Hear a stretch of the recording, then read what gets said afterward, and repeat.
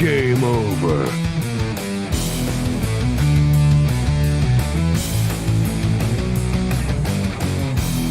Fuck! What the fuck? Fuck! Who the fuck is fucking? How are you two fucking fuck? Fuck!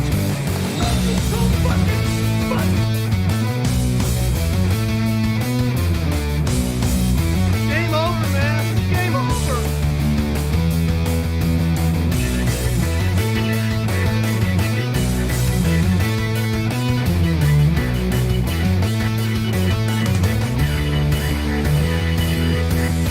Wait a minute.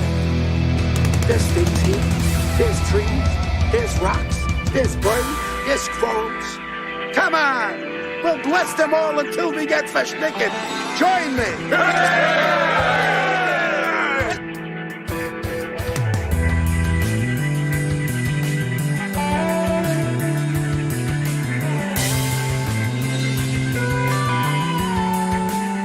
Try to relax your anus.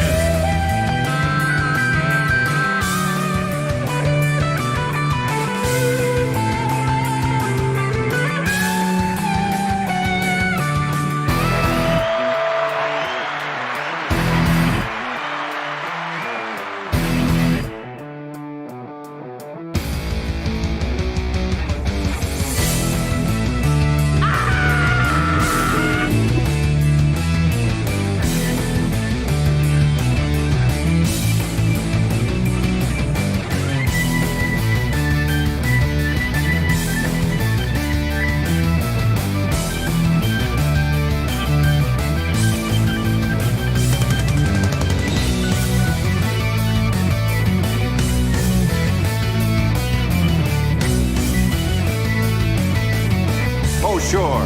Maybe not as much as jumping on a bicycle with a seat missing, but it hurts.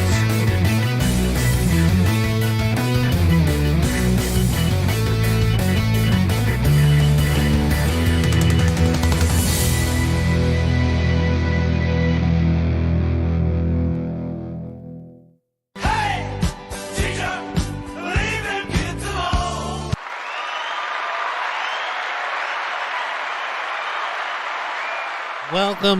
Welcome to the show. I'm a complete effing tard. I was ready to go before 2 o'clock. I had everything all set. I was all good. And I thought, hey, everything's so all good. I'll just go glance here. You ever get stuck in a wormhole of looking at stuff on the internet and you scroll and you realize, oh my God, I'm now late because I'm a tard. And Hello, motherfucker. hey, how you doing, Sandy Squatch? Welcome to the show, everybody. Let me pop that screen down. Nope, there we go. Hey.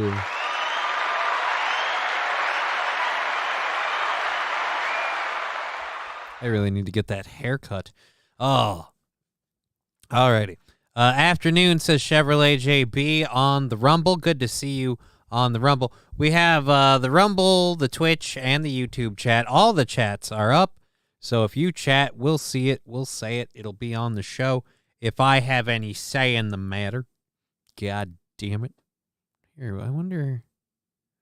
I bet if this is the slider, right? Let's try that. Because I don't need that chat as well. And that's not half bad. What if we slide it a little bit more? We can't really. I'd like to maximize the screen more for this. That's all I'm saying. That's all I'm saying. Whatever. We'll put it back to here. Fuck it. What do I care? Anyways, so we've got a show locked, loaded, ready to go. All the links are up. So we'll just give people a couple minutes to filter in before we kick it off. After this morning, I'm Rumble only. What do you mean, Chevrolet JB, after this morning? What do you mean about after this morning you're Rumble only? I don't understand. What about this morning? I wasn't really in on the show. I'll be honest, I had my own things going on. So feel free to clue me in. Sorry that the Rumble chat isn't included. That should be a big thing for me to work on in the next week or two. Figure out a way to get you in there. Yeah. Anyways, that doesn't sound creepy, you weird fuck. The show this morning was fire. Maybe I should go back and watch it. I might have to do that. I'm glad you enjoyed the show this morning. You're welcome. Shawnee, are you taking credit? Yes, Aaron got so much better by being close to me. That's what it was, not the other way around. So, yeah, I'm glad the show this morning was awesome. I will Rumble Link, says Riding Dirty Llama. Rumble Link. Well, let's go get the Rumble Link. I'll give you the Rumble Link to the show currently. And there we go. There we go. I am not Rumble exclusive. I try to hit all of the platforms. I like to hit all the walls, if you will. But yes, thank you for watching on Rumble. If you're enjoying the show, go ahead and get that that thumbs up to get the, hopefully, grow the show. Oh, Jesus. Saint RN with a shart. Thank you very much, Saint RN with the shart. Why doesn't this... Do I got to reload it because I'm live now? Is that how that works? I bet... Yeah, there we go. And then I go to live, and then that's set. All right, we're good. All right, figured it out. Hi, Johnny, says just regular chatter. Well, thank you. Thank you for saying hello. Welcome to the show, Just a Regular Chatter.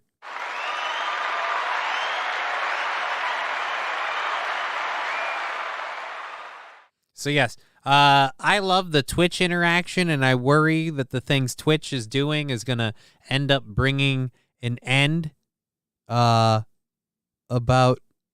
an end to the... Sorry, Sandy Squatch's comment caught me off guard. Flashback from an old story, and I looked up, and then...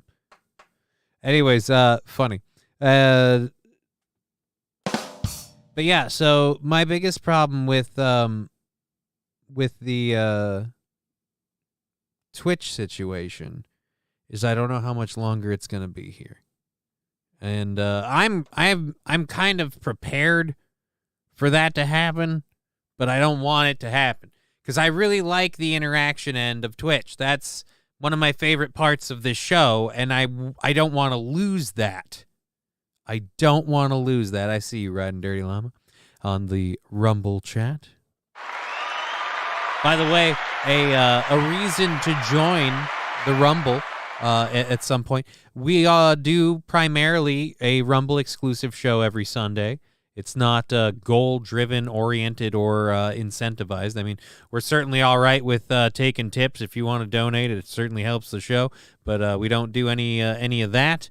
It's a very weird, open-ended formula. Hoping to have some of our first guests in August with Lemmy and Granny. So,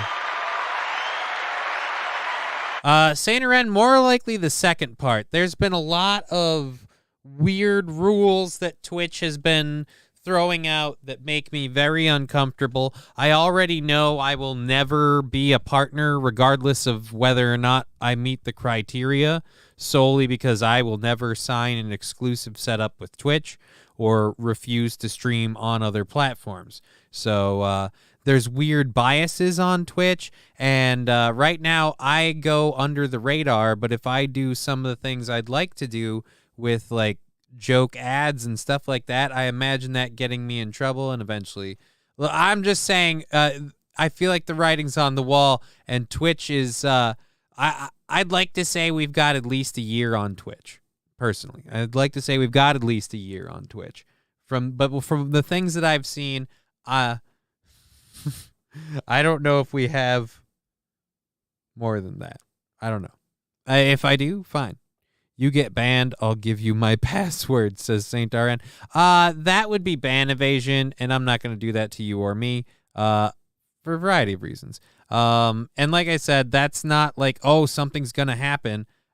I'm more like, oh, in case. And I just feel like it'll ban us all Ban us all, you bastards. Look, hopefully I'm overreacting. Probably not, but hopefully. You never know. Anyways, I also have a couple other things I want to start working on and promoting on YouTube and Rumble, and maybe things will grow there, and it'll all be whatever. I will be there every Sunday, says Chevrolet JB. The Sunday Smoke Show, by the way, that's what it's called, the Sunday Smoke Show. Sunday Smoke Show is every Sunday from 2 to 3:30. It's just an hour and a half of hanging out. The advantage to the Sunday Smoke Show, we add the Discord in the mix, and you get to be part of the show that way if you want. You can join on the Discord for those that are interested in that kind of affair. We've done video games. We've done online guests and story reactions. We go through videos a lot. It's a good time. It's a little free form, and like I said, it's every single Sunday. Taste Fairy saying, looks like we meet again, Johnny. Yes, it does. I have a scab on my leg that I can't stop futzing with. So anyways, we're about to kick into the show.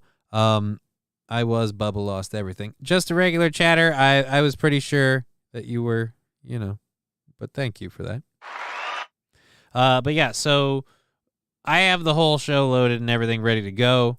I don't think I can do Discord. You don't have to. The Discord thing is an option. Discord is entirely an option.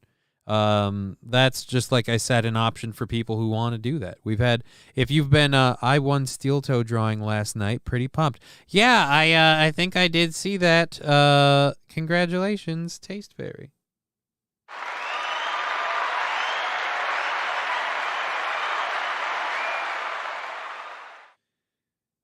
And that is, if I could touch on something that was mentioned yesterday and I've been thinking about, that is one thing that I don't think people realize with, like, the show budget.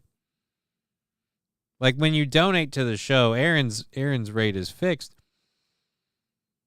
When you donate to the show, that's where that money comes from. The subscriptions and all that stuff. That's where that $250 comes from. I mean, that stuff is how those things happen. But yeah, I mean, I don't know. It just, I don't know, bugs me. Got to me for some reason. Whatever. I'm a putz. I shouldn't even be talking about it. Anyways, I am so glad we're all here. Thank you, Riding Dirty Llama, for hitting in all the wall. Wanna be cold. Hello, Austin. I left your food delivery by the front door. See you next time.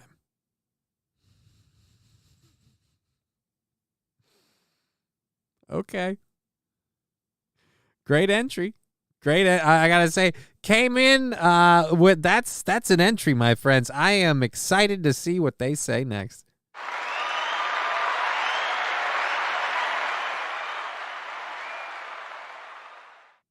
Anyways, so we have, flip, wrong stream. You know what? I'm loving the bit. I don't care. All right, so we have, like I said, the first hour is already loaded up. I just got to kick over to it, and we're going to do that in just a second.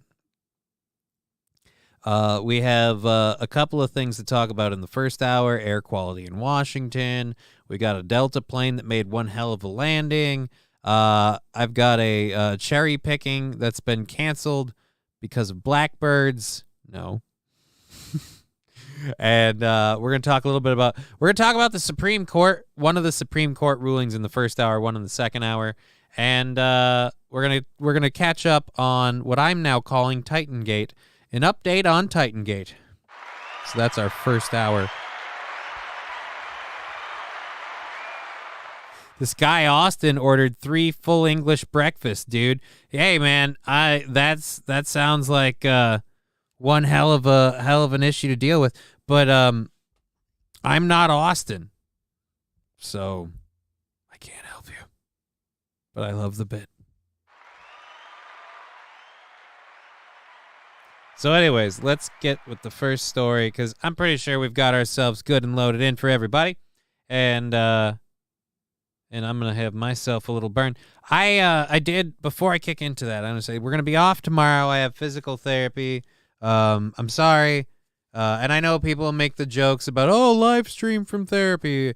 Even if I could, I don't feel good at physical therapy. It's a very humbling time at physical therapy. Howdy, everyone, says Luke Duke. Hey, Luke Duke, good to see you. So yeah, I don't want to stream. And like I won't get back in time. I won't get back in time to really stream. It'll be kind of late.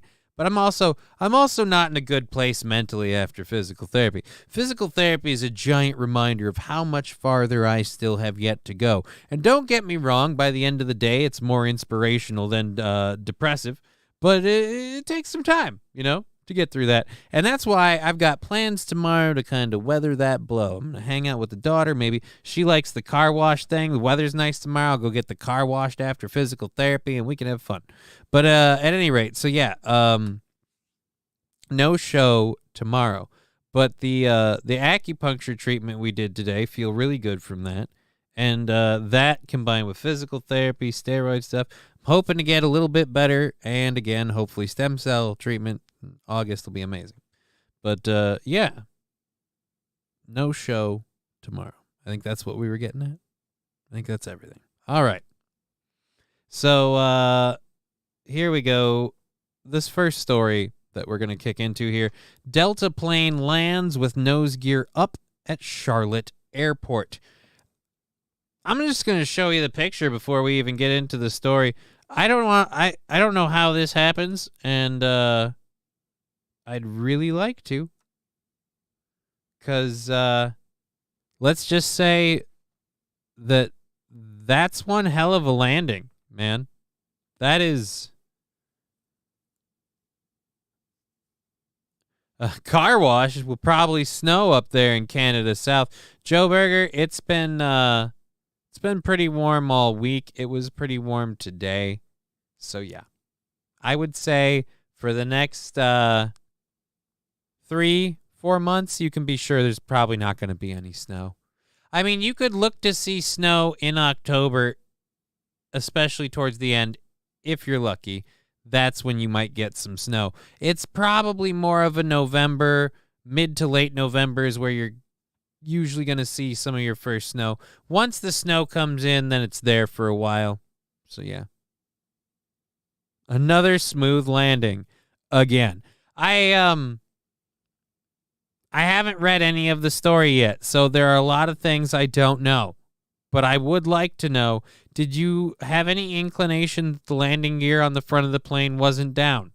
Because that's something that, you might find out a bit abruptly. Chevrolet JB, I want to try acupuncture. Well, there is a Centricare clinic in the Y in St. Cloud that's where I went for mine. It's not covered by my insurance. The initial appointment was $100. Follow-up sessions, if they are solo, are $80. And if you do follow-up sessions in a group setting, it's like 3 people, I think, or something like that. I don't know. Those are $45.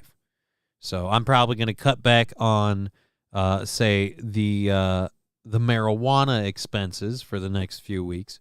And, I'm going to bite the bullet and I'm going to suck up some budget in some areas and definitely not splurging on things. Definitely going to be eating a lot of meals I prep myself all the time for a while. And, and get it done. It feels like it did quite a number on me. I feel remarkably loose. And then there was some other advice the acupuncturist had that I'm going to try, and we'll see how it goes. But, I liked the first appointment. I liked how it went. I liked how it's gone. And I'm going to follow up with it. Hopefully all good things. But, moving on, because, whatever. conditions are depressing. That's why we do the show. This is a fun show, God damn it. This is a serious show for serious people with serious flatulence, as Wilmer Autotech just pointed out. Thank you for the 250 channel points. Thank you. I should start just saying thank you for that interaction, because it's not like the channel points do anything. It's a fun thing. Bada boom. Thank you for joining the show. Alrighty. So yes, they landed the plane without the nose gear down. That's one hell of you did one hell of a job, maybe? I don't know. That's gotta smarts you, like if did the people know? They always say please have your seatbelts fastened. What if you didn't have the seatbelt fastened? Some kid was playing? I don't know. Delta Airlines flight landed with its nose gear up at Charlotte Douglas International Airport in North Carolina on Wednesday morning. Fuck off. No, I'm reading this story, Sandy. Thank you for that interaction. No injuries were reported from the incident, but the runway was closed while crews with the airport worked on removing the plane from the runway. The flight, operated on a Boeing 717, departed from Atlanta around 7:25 a.m., according to a Delta statement. There were 96 customers, 2 pilots, and 3 flight attendants on board. As it approached CLT, pilots received a nose gear unsafe indication. The crew initiated a missed approach procedure to further investigate the indication, Delta said in a post on its website. The airline said that the initial report showed that the crew flew by the air traffic control tower in Charlotte so that the air traffic controllers could visibly inspect the plane. That observation indicated that the nose landing gear doors were open, but the nose gear itself had not come down. The plane landed at 8:58 a.m. Eastern Time in Charlotte with the nose gear up, Delta said. The runway was closed for most of the day. Around 7 p.m., the airport announced on its website that the aircraft had been removed from the runway and had been inspected. The runway is now open. Please continue to check with your airline on updated flight status, the airport said. The pilots and crew on board were calm and collected during the emergency landing Wednesday, said passenger Chris. I don't know, that's a weird last name to read, so I'm just going to let you keep that. The crew stepped up and started going over all the procedures and safety emergency protocols. Emergency protocols? Well, protocols, you jackass. I could see the plane's shadow, and was unable to see there was no nose gear down. We throttled back up and then circled a few times, finally came in for a landing. It was a smooth landing, and pilots and crew were amazing, calm and collected in the cabin, and everyone remained calm. Cool. And everyone got to ride on the fun little slide. That's a horrible way for your plane to land, and I get it. The delay sucks. But isn't there a slight advantage like, hey, guys, we got to go on the slide? Thank you, Timmy Penguin, for joining the show. Hopefully they had their floaty thingies on. Why their floaty thingies? It was a completely safe landing on a tarmac. There's no water involved. I don't get it, Joe Burger. We all have the same poor story. Fuck Joe Biden. Cool. Maybe a Cooking with Johnny segment. Riding Dirty Llama, what, you mean on the Rumble show? Cooking with Johnny? I mean, what would we make? There is a couple of dishes I like that I could make. You know what? That's not a half bad idea. But do you get your luggage back? I should hope so. The plane crashed. You don't get your bags. Sorry, Sam.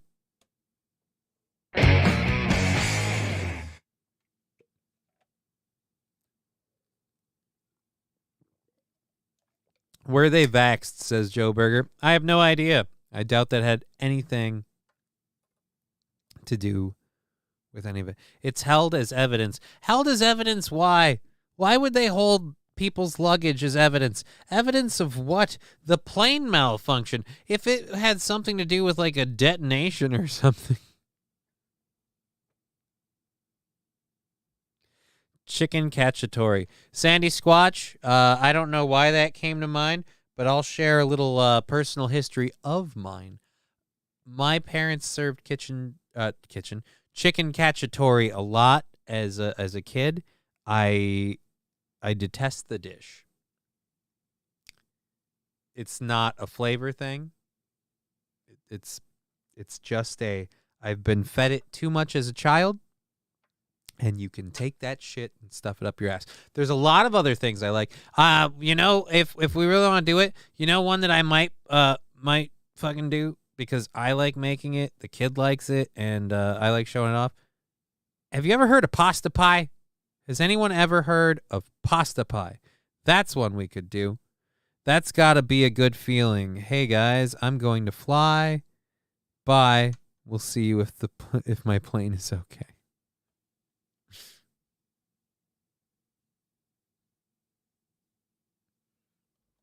Oh, hey guys, I'm going to fly by. Will you see if my plane's okay? I read that completely wrong. Jesus, man. Anyways, thank you for being part of the show. We have, again, another 3 hours going. Pasta pie, can you explain, please? We'll get to pasta pie in just a second. I just want to say, again, thank you for watching if you're part of the show.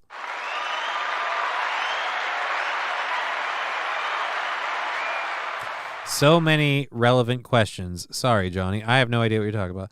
I have not heard of pasta pie. Yeah, so pasta pie is quintessentially you take a springform pan and you par-cook, you mostly cook it, you al dente cook some rigatoni noodles. You then line the pan, the springform pan, with the rigatoni noodles. After that part's done, you put some tin foil around the bottom of the springform pan for your next step. You heat up some sauce with some meat and stuff in it, some minced mushrooms, onions, garlic, all the good stuff. You then spoon the sauce into the pasta. You cover the whole thing with a nice layer of cheese, your preference. I like a mozzarella, and I just like a mix. I have a nice mix that I like using. Then you stick that in the oven for like a good 30, 45 minutes, I think at 375. And then you pull it out. You let it cool for a bit. You pop the springform pan off, and what you have is a giant pie. And you cut out pieces of it like a pie, and then you eat it with a fork. But it's rigatoni noodles. It's pasta. It's amazing. It's a great dish. I like making it. Kids love it. It's fun to pull apart. It's a good thing. Oh, okay. I make a dish like that. I call it baked masticoli. All right. I don't know if there is an official name for it. I always call it pasta pie because it's pasta in a pie. Trucker 18-Wheeler saying, hey, Johnny. Hey, Trucker 18-Wheeler. Thank you for joining us on the Rumble.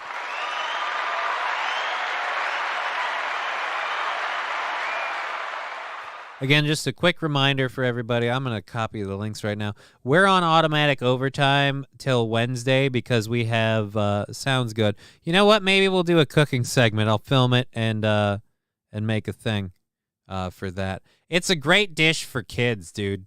It's a great dish for kids. It's a party for kids. If they like pasta, if they like noodles, if they like playing with their food, it's the perfect dish. All right, here we go. Control-C. All right.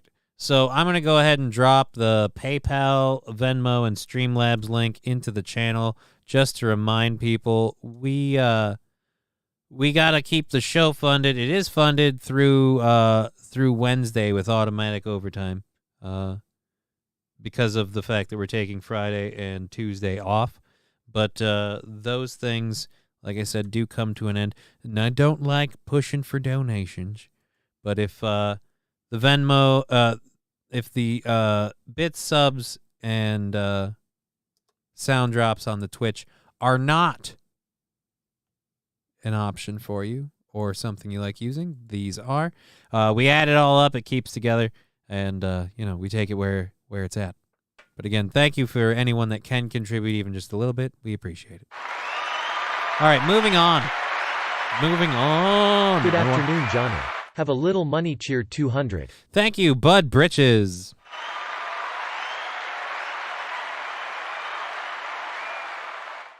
Nothing is more important than the safety of our customers and our people, Delta said in a statement. Yeah, we're going to just drop it. We're done with that. Again, I should hope they didn't. I pay you in experience as just a regular chatter. You know what? However you contribute to the show, man. However you contribute to the show. I certainly understand people having financial strife. God knows I am. You know, no shame to anyone who can't support, even if it's just because you don't want to. No shame. I'm just letting y'all know the reality. At a certain point, things aren't feasible. We're not there by any means, but just we'll see. And who knows what the future holds? Maybe if things change hands, then we go back to like it was last year, this time, where I'm like, who cares? I got other ways to keep everything else covered. But anyway, back on to this story.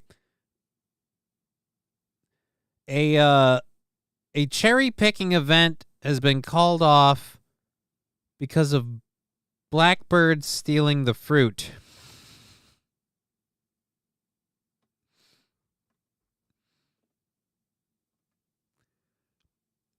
It's an odd thing. Just specifically those birds? You guys don't have any other birds? Organizers of a Pick Your Own Cherries festival in Cornwall, England, announced that the event had been canceled after the cherry trees were cleared of fruits by some they call them cheeky blackbirds. The 5-day cherry picking festival had been due to start Wednesday at Cotelly, a medieval house and grounds managed by the National Trust in Calstock. But Trust officials wrote on Facebook that the event was called off due to avian interference. Unfortunately, the cheeky blackbirds who live at Cotahelly have jumped the queue and eaten all of the cherries in the orchard, the Post said on the official website. Laura Jarman from the National Trust said the birds cleared out the cherries from all 80 trees in the orchard in a span of just a couple of days. She said that the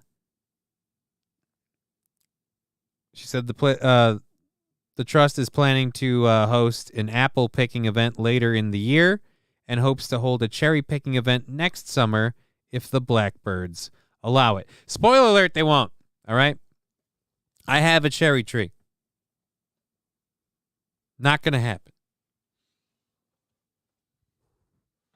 Cheer 100 Twitch accepted my card finally. Black birds matter. Thank you, Bud Britches.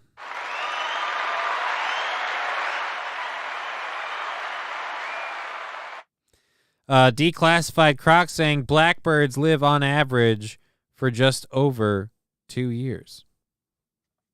And the fact that nobody likes to talk about the number one reason that life expectancy is so low, bird-on-bird violence.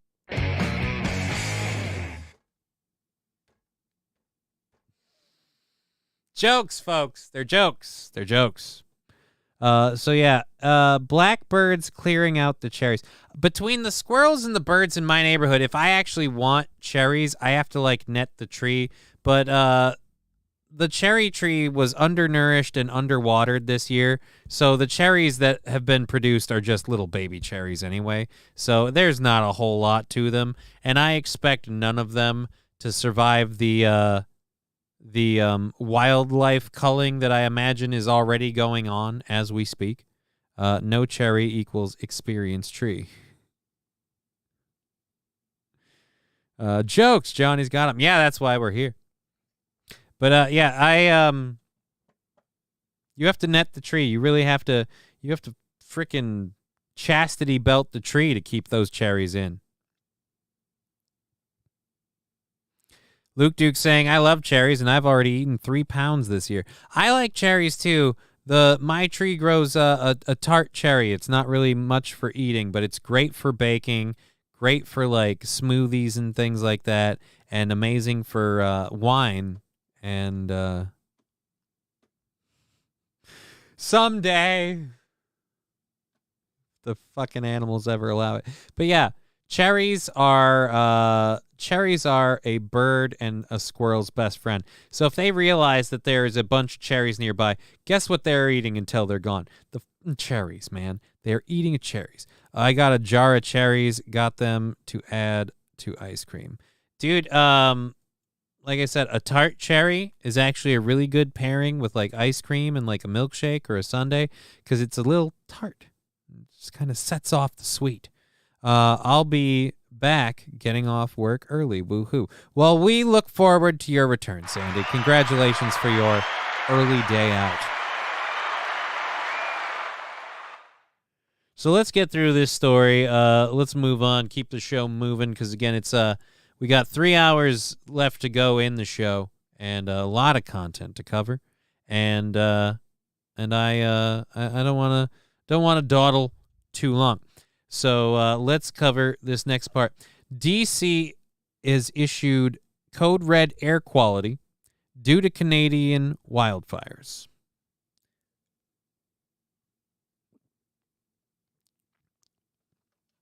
I'm starting to think the Canadian wildfires thing is not only something that was like deliberately set off. And again, this is my opinion. These aren't facts. I don't want to get struck for any sort of misinformation.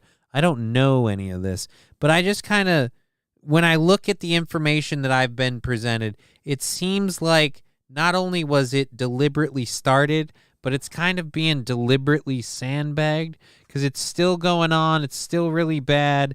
And now the air quality in fucking Washington, D.C., it's gotten down that far. If their air quality is code red, how's New York doing?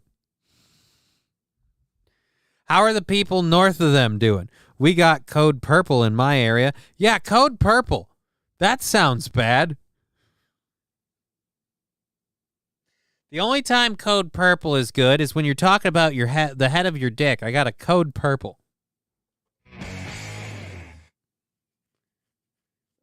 It's just, ugh. Air quality in Washington, D.C. is worsening as the result of smoke from wildfires in Canada, causing the city to issue a code red alert Thursday morning. This means very poor air quality is expected, which may be unhealthy for people with heart or lung disease. Older adults, children, and teens, the city's emergency alert system tweeted, an escalation after the city's issued a code orange on Wednesday. Dense smoke moved across the Great Lakes and Ohio Valley on Wednesday, increasingly spanning the Mid-Atlantic and the Northeast D.C. Among the cities currently under the worst air quality in the U.S. on Thursday, along with Pittsburgh, Detroit, Cincinnati, Chicago, Philadelphia, and Baltimore. Wildfires raging across Canada have posed an issue for much of the continental United States over the past month, with D.C. issuing a code purple alert 3 weeks ago, indicating a slightly more severe air quality index than code red. Wearing a mask may help with those with respiratory illnesses, the emergency alert system wrote, and people should consider rescheduling outdoor physical activities or moving them indoors. Choosing less strenuous activities, like walking instead of running, may also be safer. That's right. Let's all get fat because the air's on fire.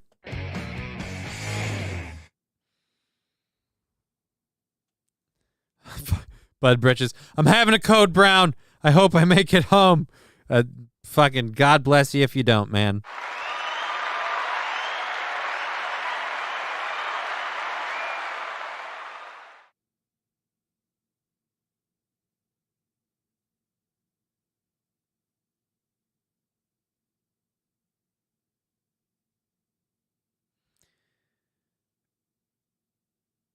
there's things that are clickbait that just I don't even want to do it. That one sweets are not the enemy in diabetes. Like, wait a minute, what? All right. Anyways, so we've got 3 stories left in our first hour. Thank you for being. I am still yet to see a video of these fires. Yeah, we aren't really talking about the fires in Canada. We're just talking about how the fires in Canada are affecting the U.S. And it's just like our air quality is code purple, whatever. So it's just like, yeah, but you realize it's got to be worse the closer you get to the fires, right? So Canada's got to be literally dying right now. I feel like there's no way Canada is all right and we're in like code orange and shit. Saying around, I blame fire ants. I don't, because fire ants are probably dead, you know? That's the other thing. If these were deliberately set, that's where I get pissed off. If this was like deliberately set as some sort of eco-terrorism thing, which, by the way, why are we not even talking about that? Because it just seems like, yeah, where are the MSM segments on these furs?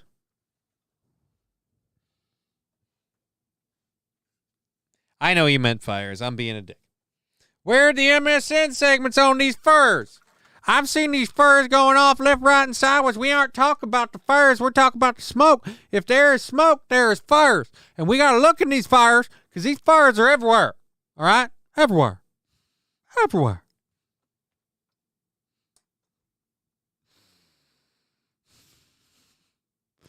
But yeah, I don't hear enough talking about the fires. Why can't we talk about how they all sprang up like a line at once? You know, there wasn't lightning strikes. I know the conditions were good, but it's almost like it was strategically just there weren't fires, and then 3, 2, 1, we all fucked up at once. Everybody kind of oops-a-doodled their campfire at the same time.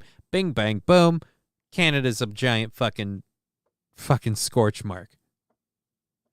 Just a lost submarine, says Luke Duke.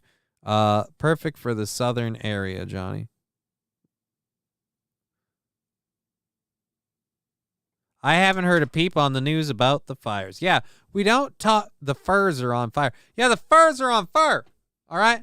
All the furs are on fire. You don't realize this, but a lot of the oxygen in this planet comes from the furs. And if the furs are on fire, we're going to die. All right? Was Fill Some Holes way more interesting than a stupid sub? It is more interesting, but it's weird how we don't talk about it. It's weird how we don't get down to the nitty-gritty on the fires. The fires are not something we can discuss. We just talk about the smoke. They say where there's smoke, there's fire. Can we talk about the shit that's burning? And why it's burning? It seems a little odd. I'm going to back up a bit because I'm getting animated and I don't want to shake my camera too much. It seems a little odd that we can't talk about, or not can't. It seems a little odd that we're not talking about where the fires came from. All right? Who did this shit? I think the air's fine, but I smoke 7 packs a day. Hey, man, at this point, you and me are both kind of like we prepped for this, because it's just like I do bong rips like a goddamn champ. So it's just like, oh, the air quality is horrible. I'm like, nah, I could go another hit.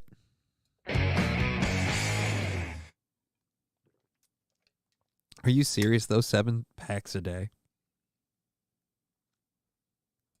Gotta be lying. I certainly hope not. 7 packs a day is a lot. That is 140 cigarettes a day. That's a lot. Canadian gender reveal parties gone wrong. There's a lot more of those parties in Canada instead of yearly birthday parties.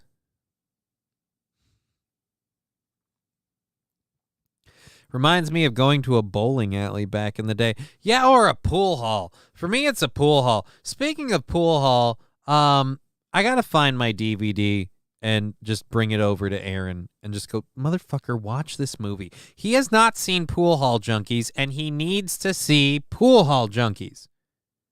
He needs to watch that movie. Very, very set on this.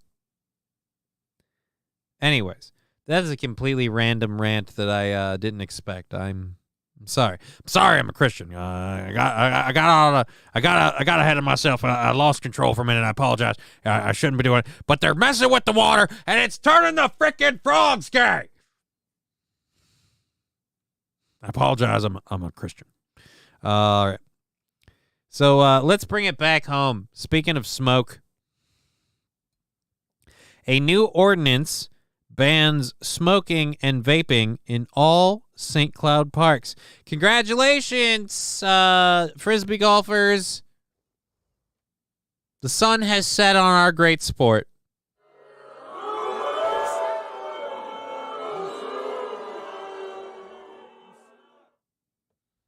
They're taking away our legal right to smoke and vape in the parks.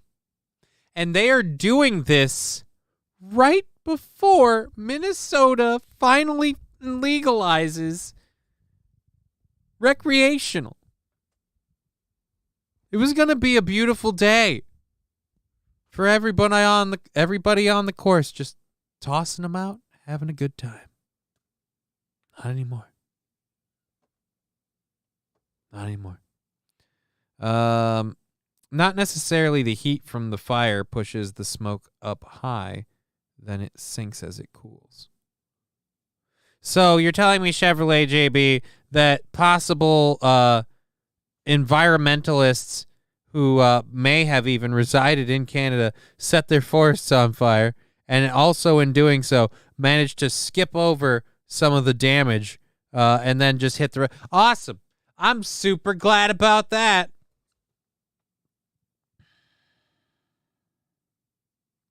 Anyways, I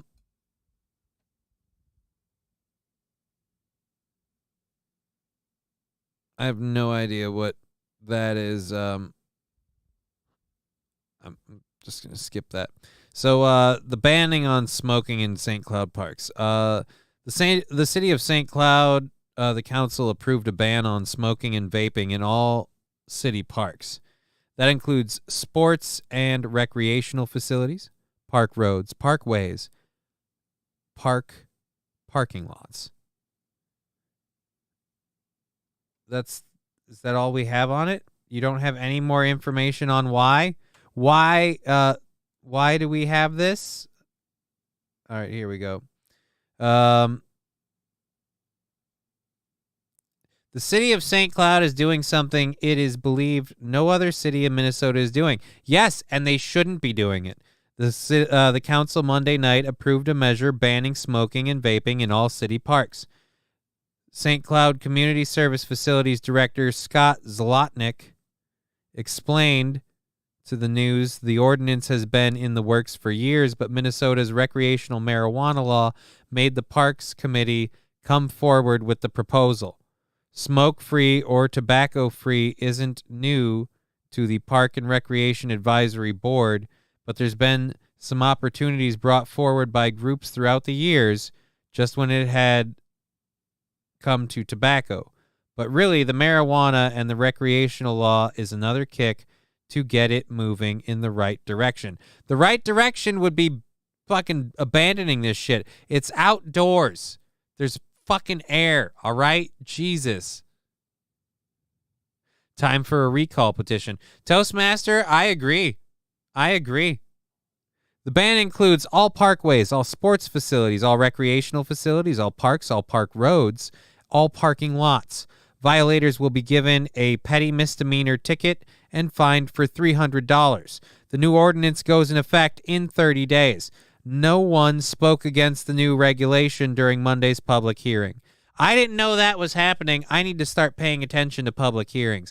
This is bullshit. This is bullshit. Minnesota legalizing recreational marijuana was a real push to get this to happen. Yeah, because now you want to find a way to bilk your fucking citizens. Oh, St. Cloud's broke. Yeah, that's the way I look at it, Chevy JB. Oh, St. Cloud's broke. Really wonder how pre-employment drug tests are going to go. Pre-employment drug tests won't be able to, ban you for marijuana usage if it's legal, unless it's a publicly stated policy that we don't allow our employees to smoke marijuana. But the reason most businesses have always said is that, hey, man, it's illegal. We don't want you engaging in illegal drug activity. But if it's a legal drug, it'd be the same as saying, hey, we don't like people taking Advil or we don't like people smoking cigarettes. But good luck at any fast food drug. Well, I suppose they don't drug test at a fast food joint. What are you thinking, Johnny? In general, imagine any job going, hey, if you smoke cigarettes, you can't work here. But Chevy JB's got it right on the Rumble chat. St. Cloud's broke. That's the reason for this ban. St. Cloud is broke. That's the entire effing reason, and it's bullshit. Banning on vape. It's outdoors, okay? I get indoors, but and I get, like, there needs to be some restraints, and this is for potheads. I'm speaking to us, guys. I'm one of you. All right, but the legalization thing, I imagine, is going to be there. There are people that were like maybe hoping, like big old Bob Marley joints, like, "Hey man, we're out here and we're smoking, woo!" But this ban would mean almost no like celebrations can happen on 420 or whatever, because if you have a thing at a park, it's now illegal to do that at the park. It's a really weird law, and the fact that there was no one speaking out against it really makes me think that there wasn't a whole big push for this happening, like anyone to let them know. I feel like they pushed it out there really quick. Most companies will stay with their drug policy for pre-employment. I mean, then you just, you clean out for a couple weeks.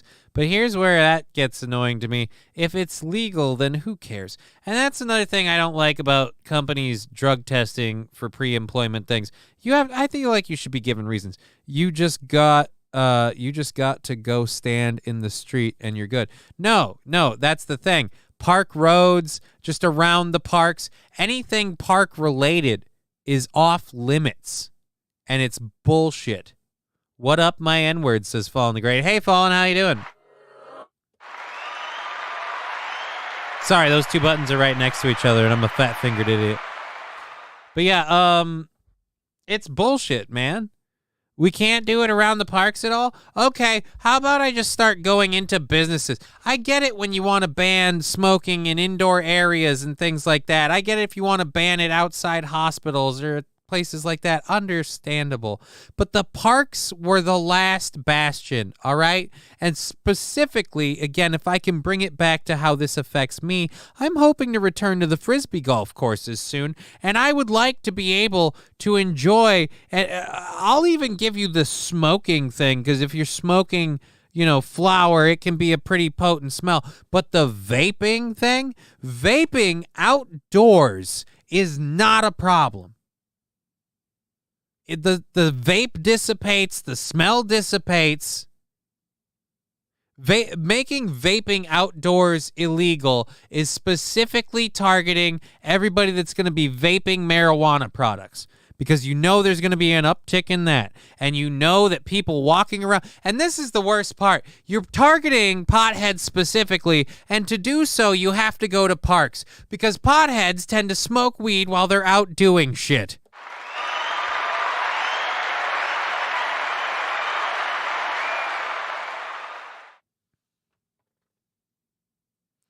Toastmaster saying bus companies will also use that reason to deny you benefits if you get hurt at work. This is and this is the problem I have with this, that again, thank you Thank you, Republicans, for being such stuck in the mud backwards assholes on this subject that you literally drove the state to elect a whole bunch of Democrats to get this through. Dicks. The biggest problem I have with this shit is that as much as it's great that we're going to legalize recreational marijuana, it's a catch-22. It's a double-edged sword. They're going to use it to punish people. They're going to use it to take away people's rights. They're going to use it to take away people's ability to own firearms because now it's federally illegal. So there you go, federal thing. It's a horrible, horrible setup. And I really wish we could have had more people involved with, I don't know, making companies and things like that not able to use recreational marijuana as a reason to punish people. You know, I'm sorry. Marijuana does not lead to horribly reckless behavior. It leads to lazy behavior, if that. Or, in some cases, as I know with quite a few potheads, including myself, when I can get out and do stuff, that's when I like the herb the most, you know? I like the idea of taking a toot and then go throwing a few discs, enjoying nature. And this smoking ban, they literally say it. They literally say it's because of the recreational thing. And that's why the vape part is in there. Because they knew if they just said they're banning smoking at parks, people are like, all right, fine, vape. Vape is an option. We can vape. We schedule a smoke out. You know what, Chevy JB? I'm not against that. You and me getting the messages, and we see if we can get enough people to get into that once everything's legal, and vapes and stuff. And yeah, we protest. We protest the ordinance. It seemed like it happened without me. I wasn't paying enough attention, I will admit, but I certainly didn't hear anything about this ordinance being proposed before it got passed. The fact that no one spoke out against it makes me think it really wasn't publicized that this ordinance was on the docket kind of thing. Weed slows me down, actually more productive high. I try to do too much sober. Maybe, Chevy JB. I'll tell you this. Yay, I'm back, says Sandy Squatch. Good to have you, Sandy.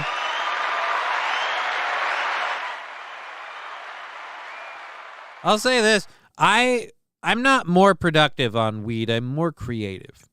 But if I'm able to be physically mobile, if I'm able to be doing stuff like, say, playing frisbee golf or running around outside with my daughter or whatever, having a little toot beforehand makes the whole activity more enjoyable for everyone involved. I'm a more fun guy. Everything's great. And here's another thing, too. If I'm more active and I'm more mobile, I won't smoke as much in general, but overall, it improves that stuff. That stuff is more fun that way. It's a better way to be for recreational shit. This is just, again, solely targeted by the city of St. Cloud to bilk money out of citizens who finally were getting out from under the oppressive boot of bullshit regulations with illegal marijuana.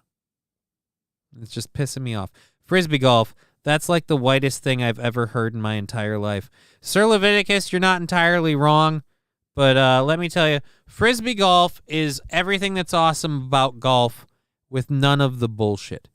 You don't owe anybody any fees, you know? You don't have to be part of a club. It's open to everybody. You get a lot of walking in. You get a lot of good exercise in. Whatever makes you more proactive in life is a plus, as long as it's not hard drugs. Yeah, I'd agree to that. And hard drugs, ugh. Thank God the enforcers, they never fail to show up to steal your money on behalf of tyrannical scumbags. Poor man's golf. Gotcha. Sir Leviticus, you could say poor man's golf, or I could call it budget golf. but it's fun. You get to get out with your friends, have a good time, you know? Get out into nature. Most Frisbee golf parks have several other facets around them. Just hate when people call it frolf. I know. A lot of people call it frolf.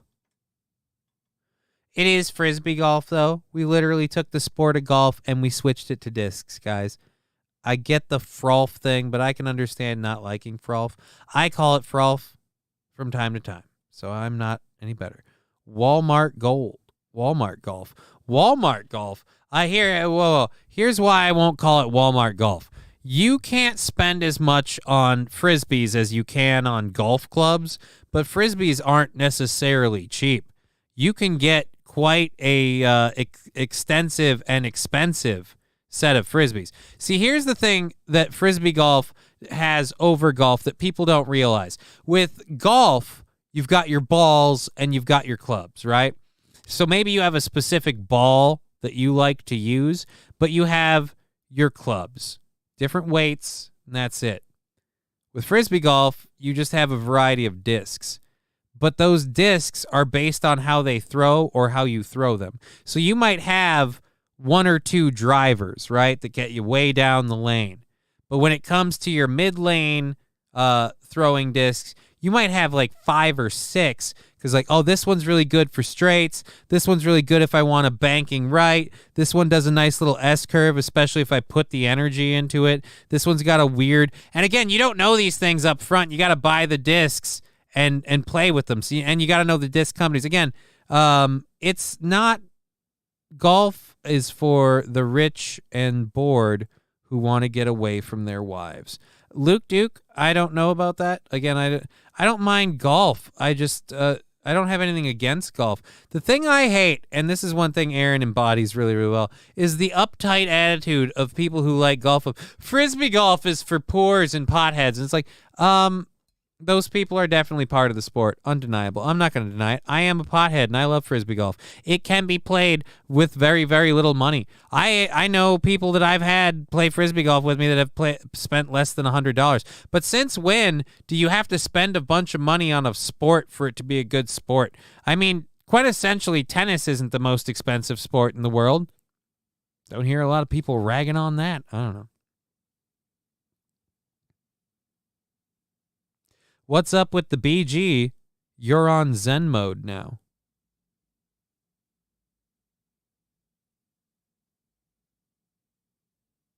Okay.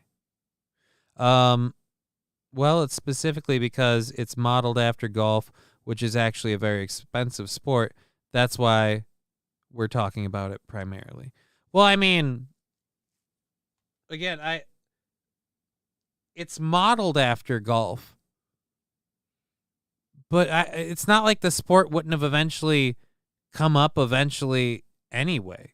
The reason it's modeled after golf is because golf just had a good setup with the throwing the discs and having a bullseye. That's all it is. But again, I feel like it gets way too much hate. I feel like it gets nowhere near enough respect, and that annoys me. That annoys me greatly because Frisbee golf, again, is a great sport. It's a great sport. It's very welcoming, people of all ages. I don't know, do they actually do ladies' tees in Frisbee golf? I think they do. I don't know. At any rate, Frisbee golf. If you don't like it, fuck you. Fuck you, I'm frolfing. All right. Most of my friends that are into Frisbee golf, or Last time I checked, we don't have a whole lot of songs that feature the cowbell. I gotta have more cowbell, baby. I'm a serious person looking for a serious show. Well, people on this show are pretty serious about ripping ass. Thank you for the 7 months of support. We really, really appreciate it. Here we go. Humdinger hello. Alrighty. Our females, Luke Duke. Yeah, I kind of figured that's what you're saying. And you know what that says to me, Luke Duke? That says to me Frisbee golf is the right sport. I mean, you're going to tell me it's wrong. I'm going to go on if my legs are working and I'm in shape and stuff and I'm getting back out there, that's more reason. You're telling me that most people that you know that play Frisbee golf are women. I'm like, all right, okay. This is a serious show. We shit standing up around here. Just feel like that's a bad way to be.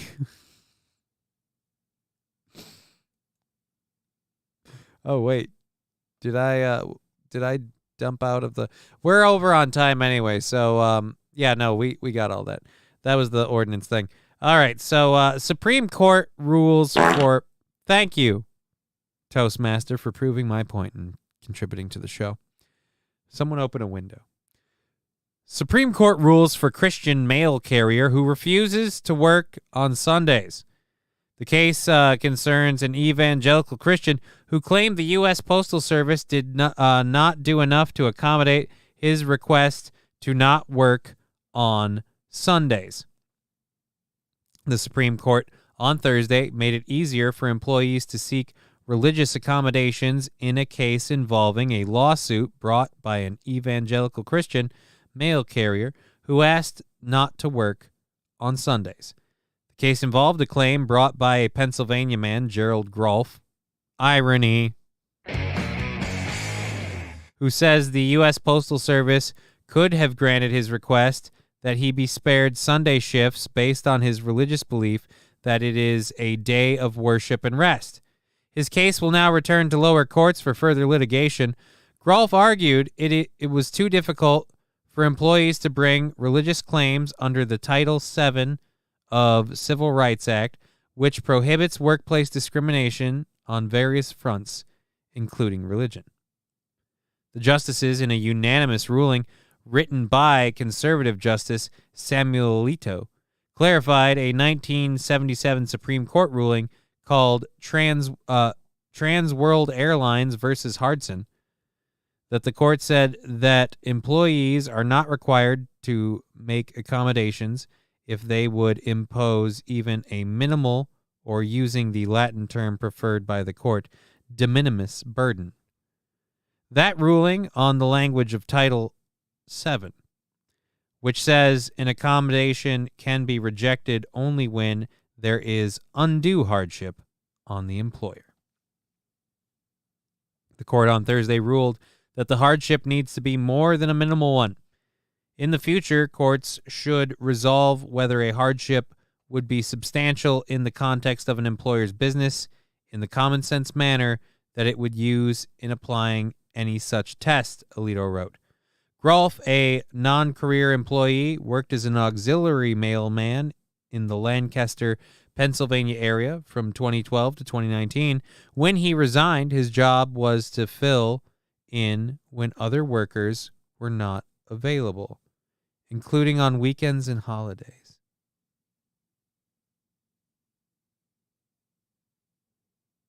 Initially, Groff was not asked to work on Sundays, but the situation changed starting in 2015 because of a requirement that Amazon packages be delivered on that day. Based on his request for an accommodation, his managers arranged for other postal workers to deliver packages on Sunday until July of 2018. After that, Groff faced disciplinary actions if he did not report for work. Groff resigned and sued the Postal Service for failing to accommodate his request. A federal judge said that the Postal Service had provided a reasonable accommodation and that offering anything more than that would cause undue hardship to the employer and his coworkers. The Philadelphia-based Third U.S. Circuit Court of Appeals agreed in a ruling in May. Groups representing Christian denominations and other religious faiths filed briefs backing Groff, including the American Hindu Coalition, the American Sikh Coalition, and the Council of American Islamic Relations. Muslim women who often wear headscarves known as hijabs have often suffered because of the Supreme Court precedent favoring employers, CARE's brief said. That is in part because uniform policies do not take account of the hijab. Muslim women lose job opportunities as a result, the group said. The American Postal Workers Union, which says it has about 200,000 members, filed a brief warning the court that a ruling in favor of golf that creates a religious preference for scheduling work on the weekend would disadvantage other workers who do not share the same religious faith. Right, it would disadvantage other workers who do not share the same religious faith.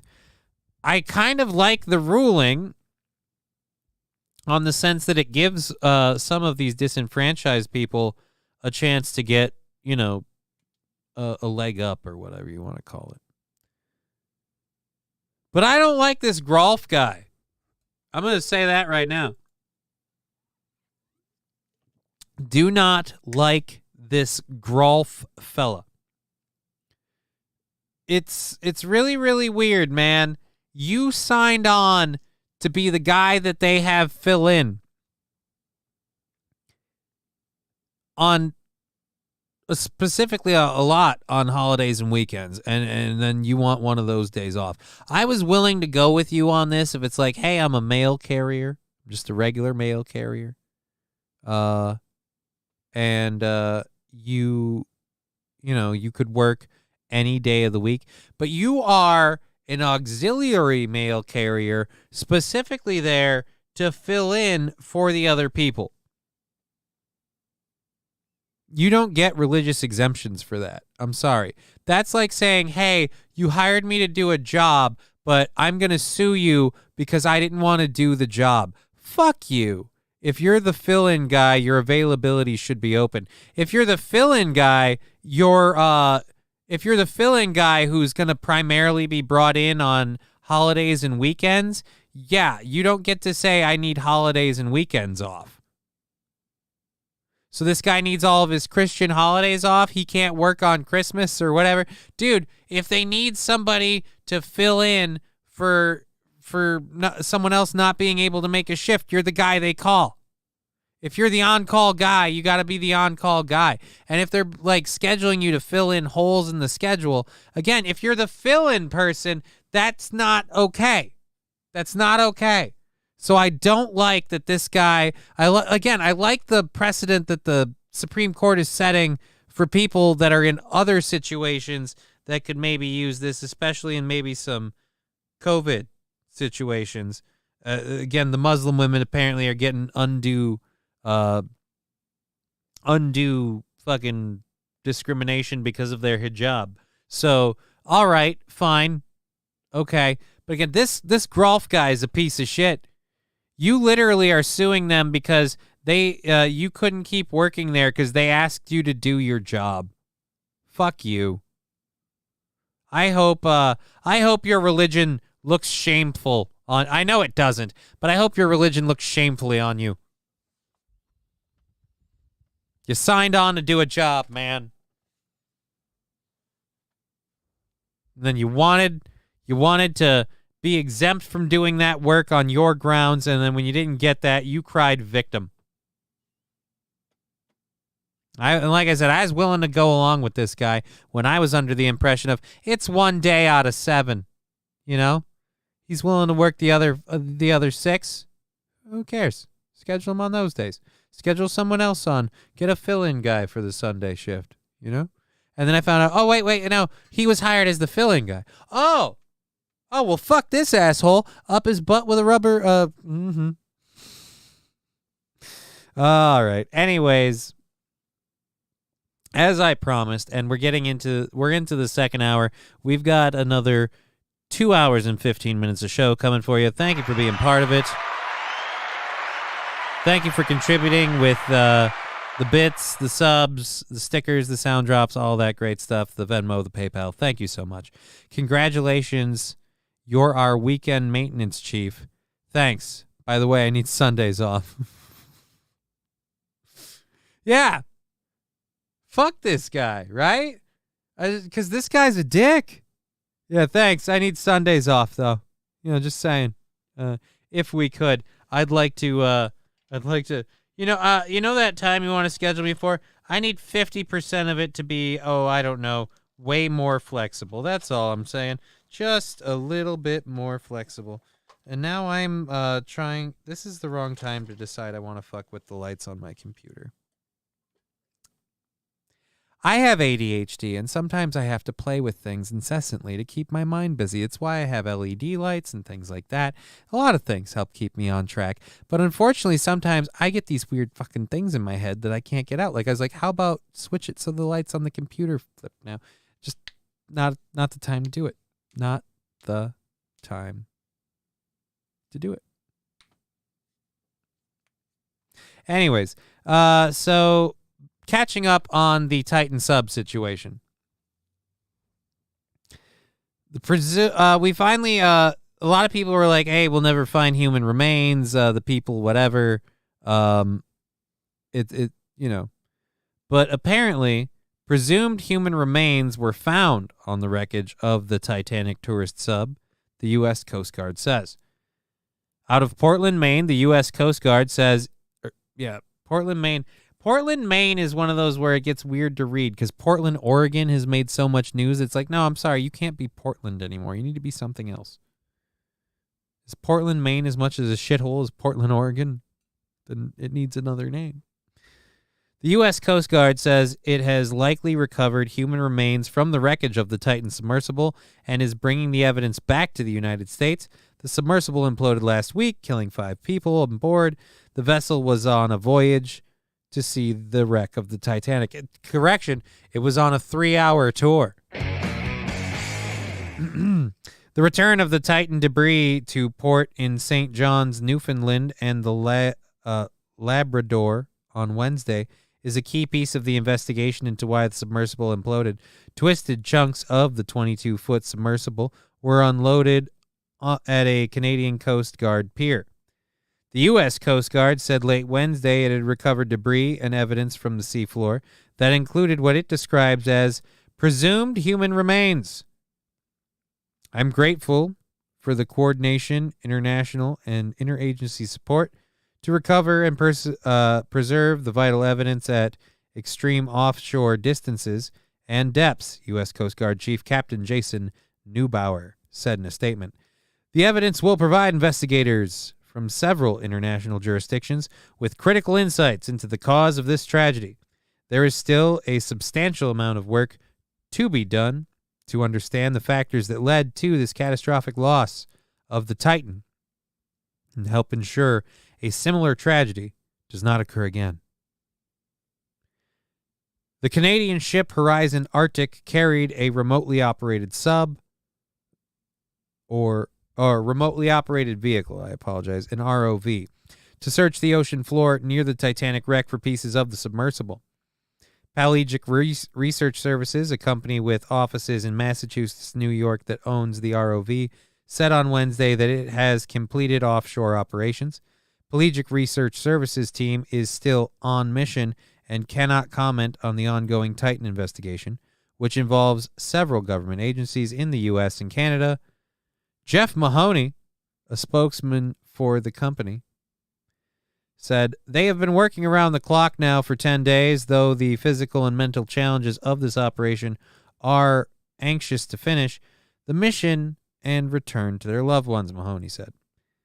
Debris from the Titan was located about 12,500 feet or 3,810 meters underwater, roughly 1,600 feet from the Titanic on the ocean floor. The Coast Guard said last week that the Coast Guard is leading the investigation into why the submersible imploded. Officials announced on June 22nd that the submersible had imploded and all 5 people on board were dead. That'd be more impressive. The submersible imploded, but all 5 people are alive. They just held their breath and swam up.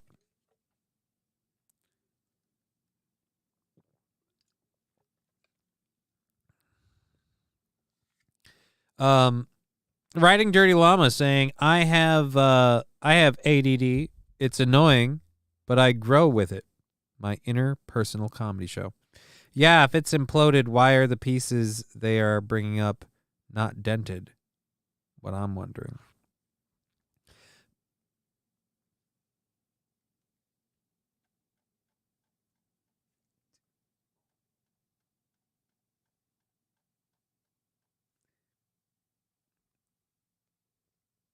the sub is carbon fiber. So when it imploded, it cracked like an eggshell. So, things like the landing and metal components were, bent, twisted, what have you. But considering the majority of the shell, carbon fiber, not going to dent. It's just going to crack. It's going to bend and then break. And the metal caps, the parts that would dent, if you will, those were made strong enough to survive the depth. Rex starts saying, clearly, this is aliens or Atlantis. I'd be willing to believe that if not for the fact that so many people have gone down by the Titanic in other like James Cameron loves to rub his dick in everybody's face about this. Like, I personally have gone down there quite a bit myself, and I just think, they didn't do. We said for a long time that this was not a good idea. This was not a good sub. I really don't. And I'm just like, yeah, you smarmy dick. Fuck you. But anyways, so they may have found human remains. Hopefully that can get closure to the lady who lost her husband and her son. Because that's the only person I feel bad for in all of this. The only person I feel bad for is that lady. Unless, of course, she was, looking forward to the payday. All right, I'm going to pull the audio down, so don't do any sound drops or anything for a moment. They did take it down 2 or 3 times previously, and that was the biggest problem for this. That carbon fiber shell of theirs wasn't thick enough, and taking it down previously almost guarantee you weakened that thing with microfractures and stresses, and so it could not do this repeatedly. This was a ticking time bomb. It was going to happen eventually. They needed a thicker hull. They needed more backup and planning for the hull being whatever. It just, yeah.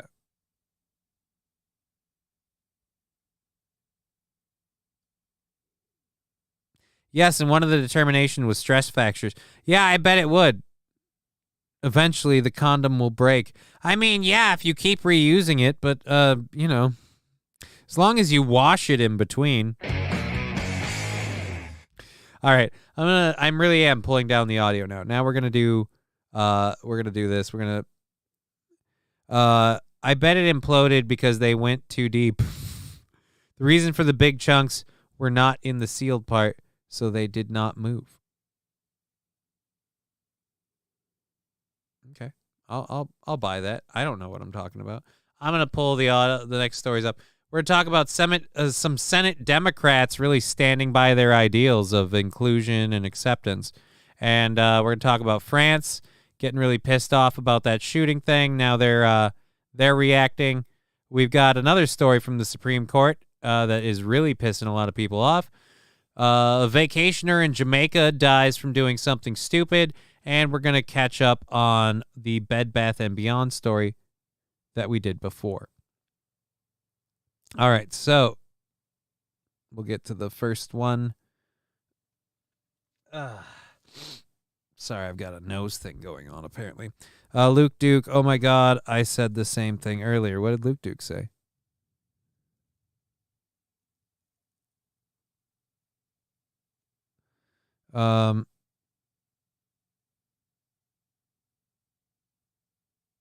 What did Luke Duke say? Eventually the condom will break. Oh. Okay, I bet it imploded because, we got that. And then the reason for the big chunks were not in the sealed part, so they did not move. I don't get how that works, but I'm going to trust you on it. The serial booty O's. Oh, dear God. Oh, dear God.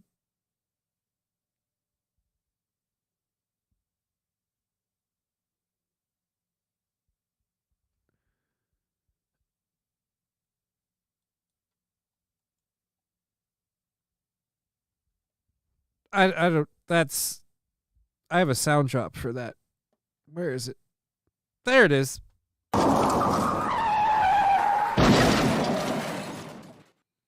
I'm just gonna go ahead and drop that. I don't know that I want to talk about that one. Alrighty. So what do we want to start with here? Didn't I have one of these that was a video? Because I might want to do that. Oh yeah. Hold on. That's fucked up. Alrighty. We're going to do this one here. We're going to get into the Supreme Court one because time's getting a little tight and I want to make sure we touch on that. I've been preoccupied with this channel and hanging out with my son. I'm sorry if I plagiarize any of your content. Dude, it's all good, man. It is all good. It's all good. All right, so we're going to get into the Supreme Court thing right now just to I'm sure a lot of you know what has been going on, but if you don't, pretty much the first Supreme Court decision was kind of a good thing, a big thing, whatever.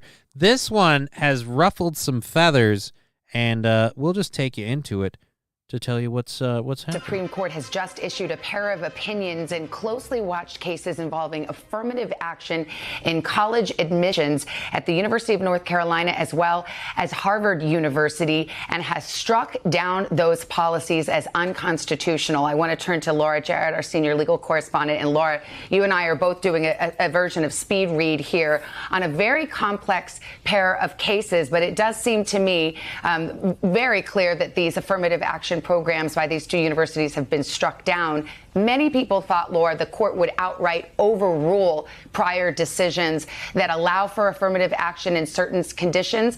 And it's unclear to me that this opinion goes that far. How do you see it? That's exactly right. We have a major decision here as it relates to race and education in this country. And as you said, for decades, the court has said that you can look at race as a limited plus factor, a tip, as if you will, not any checking the box tip exercise. And here, just the tip. Isn't that American of us? Do we have her talking about this because she's a person of color or because she's a legal expert? I'm not sure. Or was it both? I don't know. Either way, I totally would, man. I totally would. in this case, a divided court has said the programs at Harvard and the University of North Carolina are invalid. Now, those are important because those are ones that many schools base their programs on. And so the upshot here for schools as they try to sort their way through what is a deeply divided court, an opinion spanning over 200 pages here, is to try to sort through what exactly is left. It's clear that if a student feels that race has impacted their life in a deep and meaningful individualistic way, they could write an essay about that. And the court for a long time has said that schools can use diversity, the educational benefits of diversity, as a legitimate goal. And it does not appear, at least so far, that the court is taking that away. But to the extent that Harvard and the University of North Carolina and other schools have been going about it in a way that is not as narrowly tailored as this court believes that it should be, those programs will no longer be invalid. But I have to say, again, this is a complicated opinion. It's going to take a while, I think, for the colleges and universities around the country to figure out what exactly is left, if anything, of their programs and how exactly they're going to have to try to now sort through what they can do to comply with the law going forward. But what is clear here is that the headline is those colleges and universities programs are invalid. This is a sea change. This is the first time we have seen anything like this. Absolutely. I mean, it's a scathing opinion. I mean, it talks about Harvard and UNC's admissions programs lacking sufficiently focused and measurable objectives, unavoidably employing race in a negative manner, involving racial stereotyping, lacking a meaningful endpoint. So while we did not see that form of words, Laura, that this prior decision upholding affirmative action programs, Grutter v. Bollinger, we didn't say that is outright overruled. To your point, in what is left. So if these admissions programs, which were tailored to try to comply with Supreme Court precedents, if they don't pass muster, you are left to wonder what will. Exactly. Again, a lot of people are hailing this, and a lot of people are screaming about it. Again, it's become pretty divisive. I quite frankly don't even understand everything about it, and we still have another 3 minutes in this video. Let's get to the chat quick. Ignat's saying now Asians can finally get an education. Actually, from what it sounds like Harvard and the other school that they listed, I fucking forget because I'm scatterbrained right now.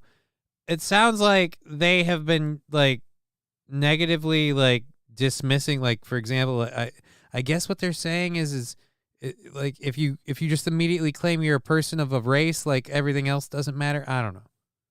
But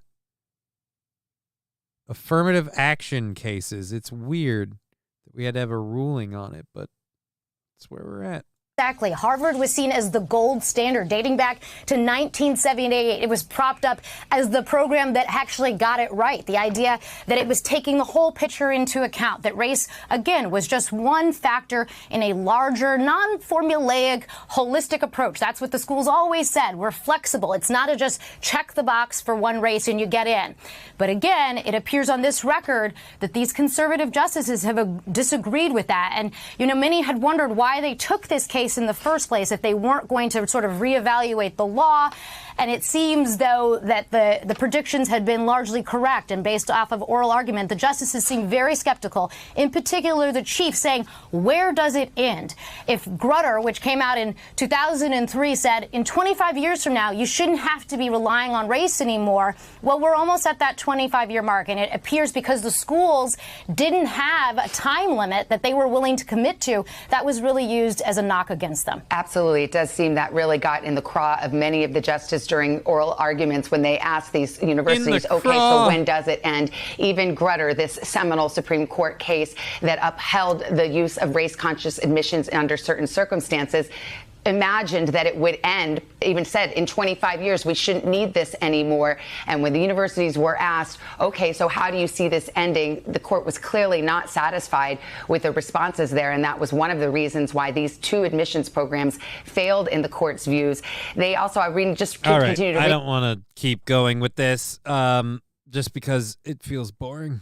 And we've got to catch up with now the backlash. Because again, since everything gets out and circulates so quickly, this decision came out, and now we have the backlash. All right, that's the headline, so we're not going to bother with that. We'll just read it. Harvard University responded to the Supreme Court's ruling that the university's admission system was unconstitutional on Thursday, announcing in a statement that it will certainly comply with the decision. Harvard's leadership declared in a statement that diversity and difference are essential to academic excellence and vowed to preserve the university's essential values. The statement also highlighted a potential route by which Harvard could continue to account for race in admissions in some form. The court held the Harvard College admission system does not comply with the principles of equal protection clauses embodied by Title VI of the Civil Rights Act. The statement read, the court also ruled that colleges and universities may consider in admissions decisions an applicant's decision or discussion of how race affected his or her life, be it through discrimination, inspiration, or otherwise. We will certainly comply with the court's decision. We write today to reaffirm the fundamental principle that deep and transformative teaching, learning, and research depend on a community comprising people of many backgrounds, perspectives, and lived experiences. Right, until that it goes against your ideals and that person wants to come and speak and all the kids go, no, that's hate speech because we don't agree with it. It's really weird how we have to hear about being open, inclusive, and acceptive until it's of things you don't like. Because, again, I seem to recall comedians being banned. I seem to recall things like comedians who cut a line too close, like say David Chappelle, kind of not being invited, places like that. Again, I really have a problem with this whole, we need to include all these people and all these backgrounds. But by the way, if you aren't something we don't like, we will tell you to get the fuck out. So weird. All right. Reaffirming is everything. Principles continued is as true and important today as it was yesterday. So too are the abiding values that have enabled us in every great educational institution to pursue the high calling of educating creative thinkers and bold leaders, of deepening human knowledge and promoting progress, justice, and human flourishing. Yeah, can we also add critical thinking to that list? Because I'd really like you guys to stop producing fucking mindless schlubs. All right, I get it. It's great for you in the election process. It works really good for people to just swallow your stupid bullshit. But I remember the time when college was for, challenging people, challenging their worldviews, not having them fall into it. Under Joe Biden, Roe v. Wade, and affirmative action are overturned. Maybe the poop pants some bitch ain't so bad after all. Finish the job. Thank you, Southern's Crossbones. Let's see. Toastmaster saying, how about we stop being racist in any direction? The only test you should take is a blood test for college to make sure your blood is red and not green like a lizard person. Good to see Roseanne Barr kind of make a comeback. Okay. That's a weird one, but all right. I'll get behind that. We did the only test. All right, she's pretty. Yep. All right, we're good there. Thank you for contributing to the show, whether it's on Twitch, Rumble, PayPal, Twitch, Rumble, YouTube, or contributing financially on PayPal, Venmo, or the Streamlabs. It's crazy when Roseanne Barr looks better than Miley Cyrus. I don't know what Miley Cyrus looks like right now. I haven't really kept up on Miley Cyrus. All right, so they're reaffirming that the justice is a flourish.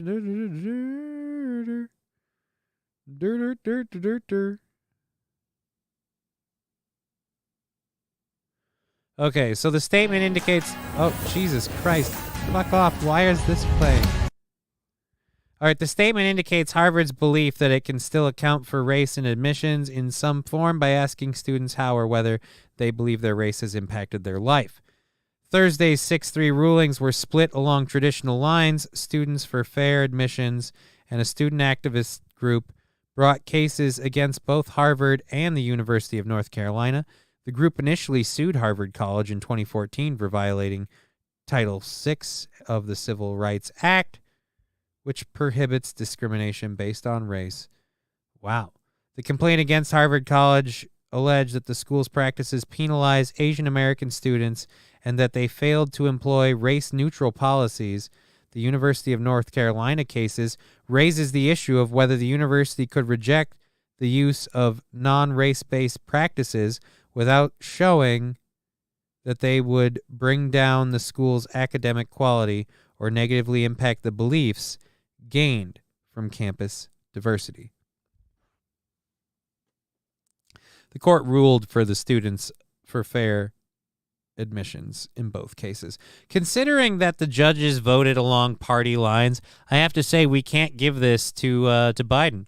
This is again, and Crossbones, you'll probably like this.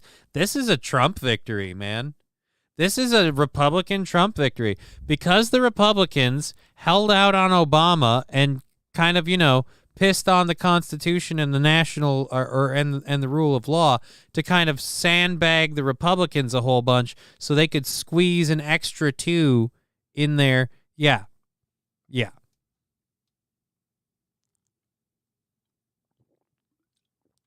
That's a Trump one. That's a Trump win.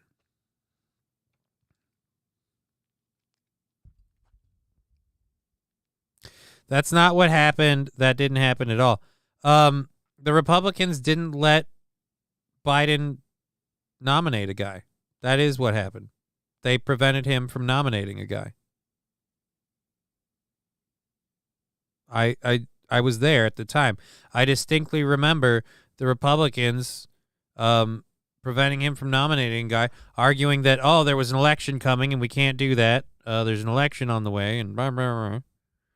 So, no, you can love it or hate it, but no, the Republicans sandbagged the administration. Oh, correct. Yeah. The Republicans sandbagged it to prevent. And then I think when the tables were turned and another election was coming, they're like, we got to get this done. There's an election on the way. It's like, hey, that's weird. But at any rate, there's no time to confirm before your term is over. What did Mitch McConnell say? I don't remember the specifics of it. Like I said, I didn't want to get into that so much. I wasn't planning to go down this rabbit hole. But yeah, all right, Mitch McConnell, Supreme Court. I don't want to dig on that.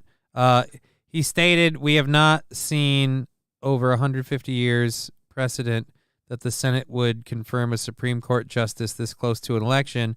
This has occurred 7 times prior to me doing this and has happened for both parties. This is what happened." And to sit here and pretend the Democrats didn't do it in the past as well is a misnomer. If this was the first time it ever happened, I would understand why we would say this, but this was the 7th or 8th time it occurred in the last 150 years. Oh yeah, I'm not sitting here going, "Oh, they did this unprecedented thing." No.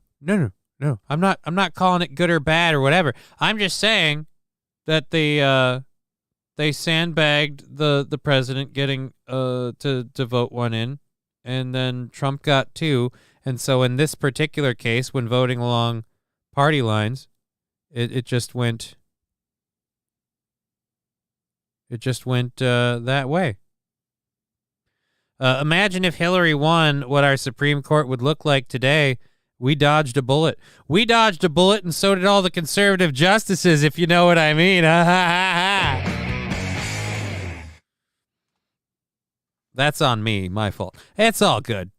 It's all good. Like I said, I'm just saying in regards to this with the whole party lines thing, this is again, and your point actually goes to this, Sir Leviticus. This is again because the Republicans sandbagged, but then again, don't act like the Democrats wouldn't do the same thing. It's almost like the problem is the 2-party system, and maybe we need more than 2, but then it's really hard to dupe the American people with an us versus them, red versus blue mentality. If we have all these different groups and they have to like work together, then, you know, what do we have? Democracy? Oh my God. Crazy. Anyways, we need like 6 parties, to be honest. I could definitely go for, here's what I believe. Call me crazy, whatever you say. We need an odd number of parties. We need an odd number of parties relatively balanced in the number, in the amount of power they have, right? We need parties that have to work together in order to make, if we have even parties, you can always end up with like 3 that work together and 3 that work together, whatever. If you need like 3 to work together to get something approved or get something done, and there's 5 parties and they're all like, I don't know. I'd be all for no parties. I'm too old anyway. Well, I mean, I don't stay up too late, but I feel like no part, like you realize if there is no government, then there's a lot of your life that doesn't exist anymore. And by the way, other countries will definitely come on over if our government doesn't exist.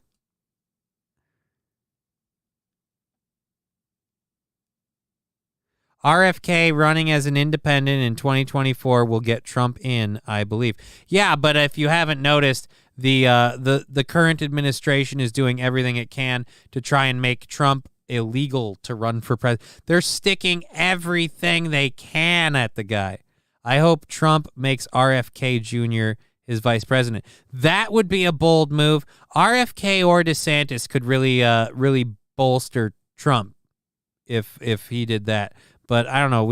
They tried to make the Tea Party, but everyone saw through it and noticed it was Republican and Republite. Yeah, and that's what the fucking Squad and AOC and them and the left-wing crazy people, that's what that is. It's, again, the Tea Party came out of the Republican Party, but no Tea Party Republican ever dropped the R. They were just a Tea Party Republican. And the best example you need of this is, I forget her name, but there's a Democrat who switched to an independent and still said she would be voting along the same kind of Democratic Party lines. But the Democrats kind of, and they were like, "Oh, that's great. We support her in her decision." And then in the middle of the night, they got someone out to run against her in the next election because, we don't care if I think it's like Gnomes was her last name. I don't know. Cinema. There we go. Kristen Cinema. Anyways, they're like, yeah, that's great for her. We support her, women, all that. And then they immediately got to get someone else out there because it doesn't matter if you're going to still play along the party lines. If you don't actually sign into the party to the point that we can hold you accountable to it, we've got a problem. And that's why I have a problem with the two-party system. There's too much money in politics. We need to get that out. We need to limit the money, and we need to start taking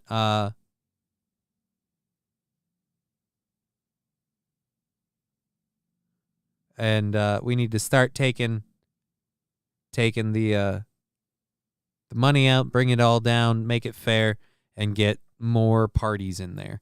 There are far more Democrats that pretend to be Republicans. Yeah, dude, what do you think Trump is? Trump is marking out to RFK, and Trump doesn't mark out to anybody.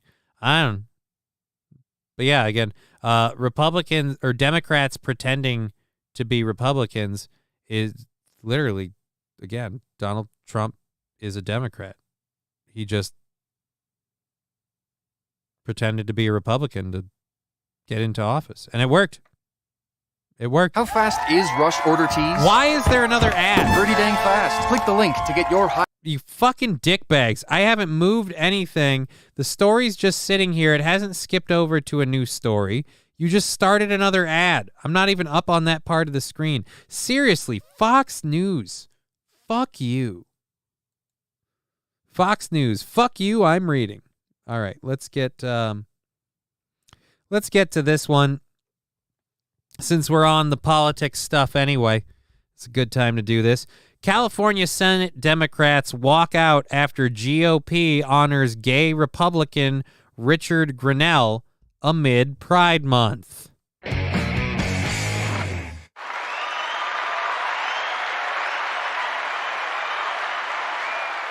Democratic Senator Scott Wiener attacked Grenell with claims that he's a self-hating gay man.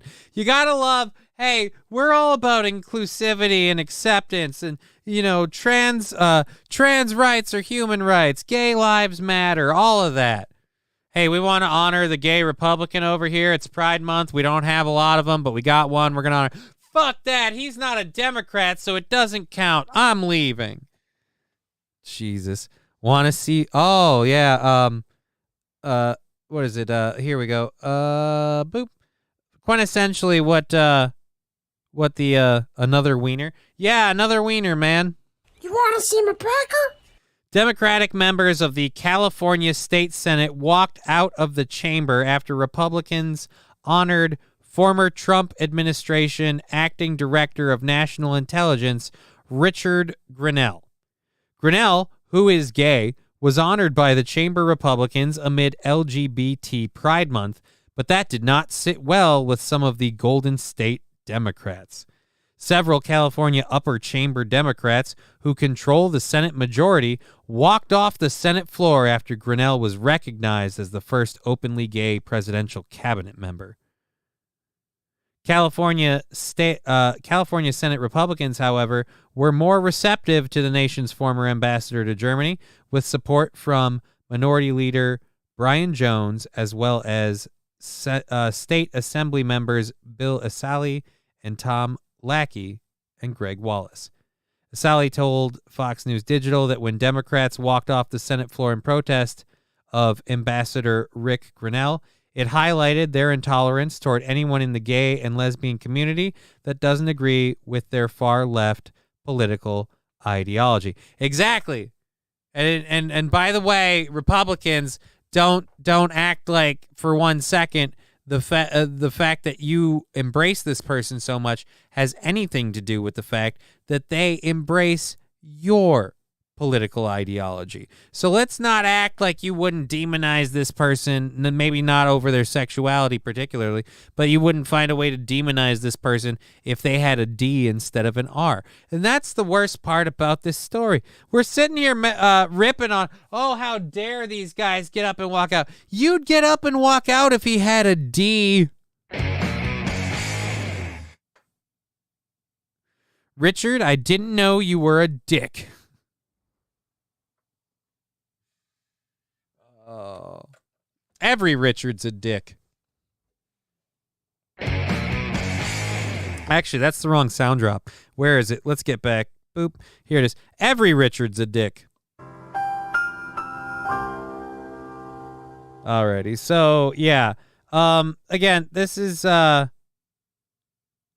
and Richard Grinelli wrote, "It's an honor to be your enemy. You are a radical voice against common sense, decency, and parental rights. You are an apologist for pedophilia and child abuse, and you undermine American values." Holy Jesus. Richard Grinnell really fought. Like, that was a tweet. That's what he tweeted to the person who fucking, oh, wow. Today, GOP is honoring Richard Grinnell on our Senate floor after having protested our actual Pride celebration.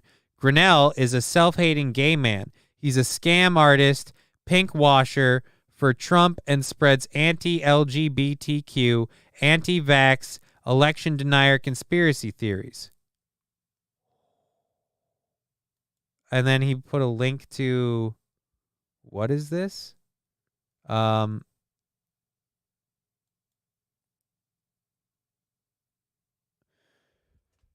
Richard Grinnell lied when he tweeted that Wanda Sykes wants kindergartners to be taught sex education by people other than their parents, ascribing to her viewpoint. She never espoused when retweeting a clip of Sykes in the opening segment of the 94th Academy Awards. He added, "Don't support Wanda Sykes movies." In fact, her comments at the Oscars were limited to, "We're going to have a great night tonight, and for you people in Florida, we're going to have a gay night. Gay, gay, gay." All right, I don't even know about that. I don't want to get in on that. Again, even if he tweeted those things, that doesn't make him a self-hating gay man. And quite frankly, it seems like a lot of people are anti-LGBTQ lately because not enough of the LGBTQ community is anti-child shit. And so that's where a lot of us are having problems.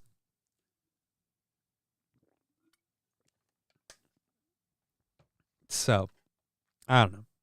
At any rate, again, the guy says he's gay. You get up and and they were protesting our pride parades. Yeah, because a lot of these pride parades that have happened this year involve like fucking naked people in front of kids. It's not cool. All right? It's not cool. I don't want weenuses in front of children. All right? Kids don't see dicks. I'm sorry, that's how I feel. Kids don't see dicks. By the way, we're like over 50 people technically. It's probably some crossover between the channels, but thank you. Thank you very much. That's super awesome. I have to remember that later.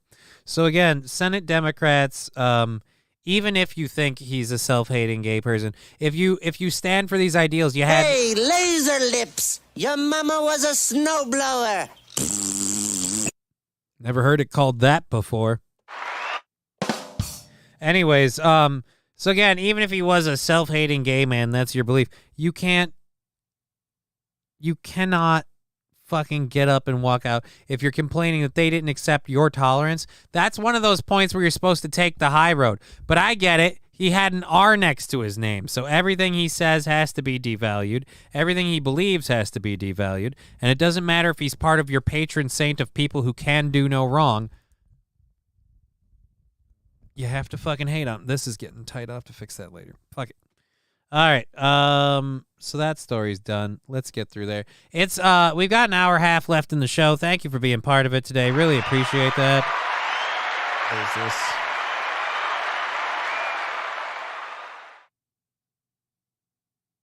What the heck? Yeah, I called you about that. You have a... All right, and thank you for the people following on Rumble. Really appreciate that. Let's get these out of the way so we can... I should probably log into the thing so we can keep track of that. Again, if you support the show, very, very appreciative of that. Let's load the apps.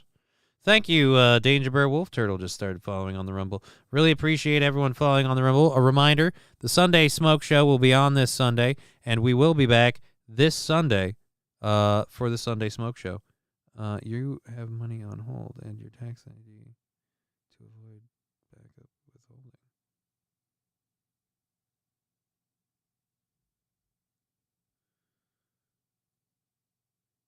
Huh.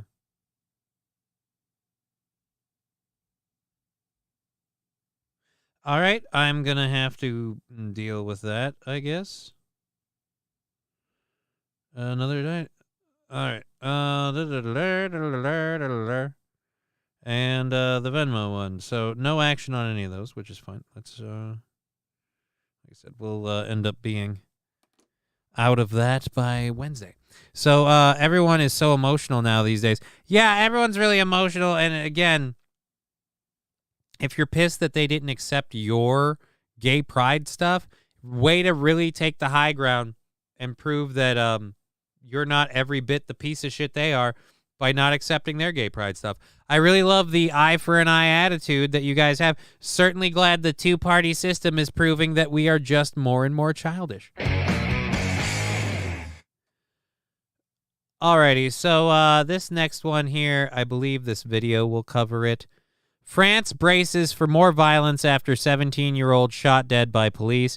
Now, again, I feel like the police officer involved was already, like, arrested and shit, so I don't know what the violence gets you, right? It's not like it was a slap on the wrist or the guy didn't get prosecuted. It's not like this is a series of things. I really feel like, France, you jumped the gun on this. Look, we here in America, let us teach you how you do this. You don't start burning your cities and losing your shit over one person, right? The cops have to consistently abuse their authority before it makes sense for this. They already arrested the guy and punished him, and you're like, we gotta fucking riot. For what? To get justice? What are they supposed to do? Give the cop over to the mob?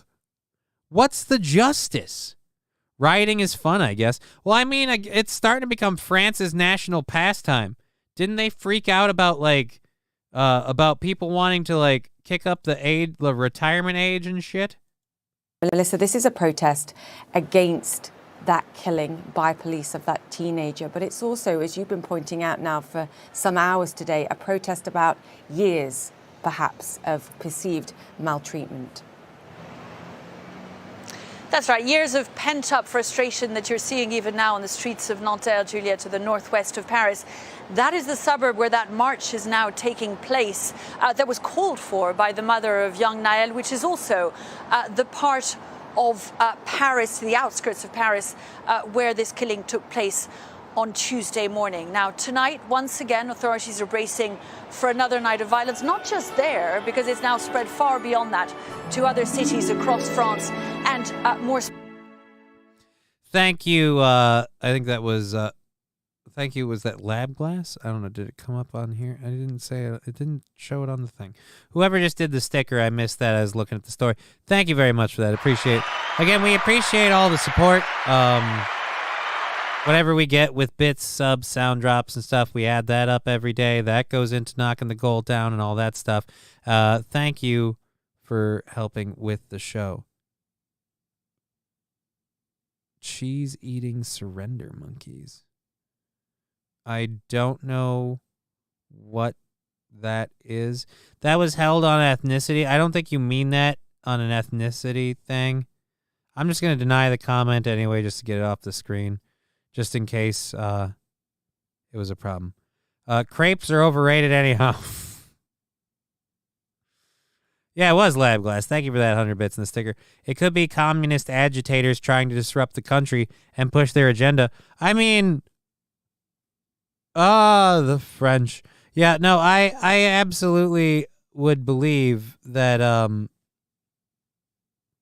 that it was communist agitators.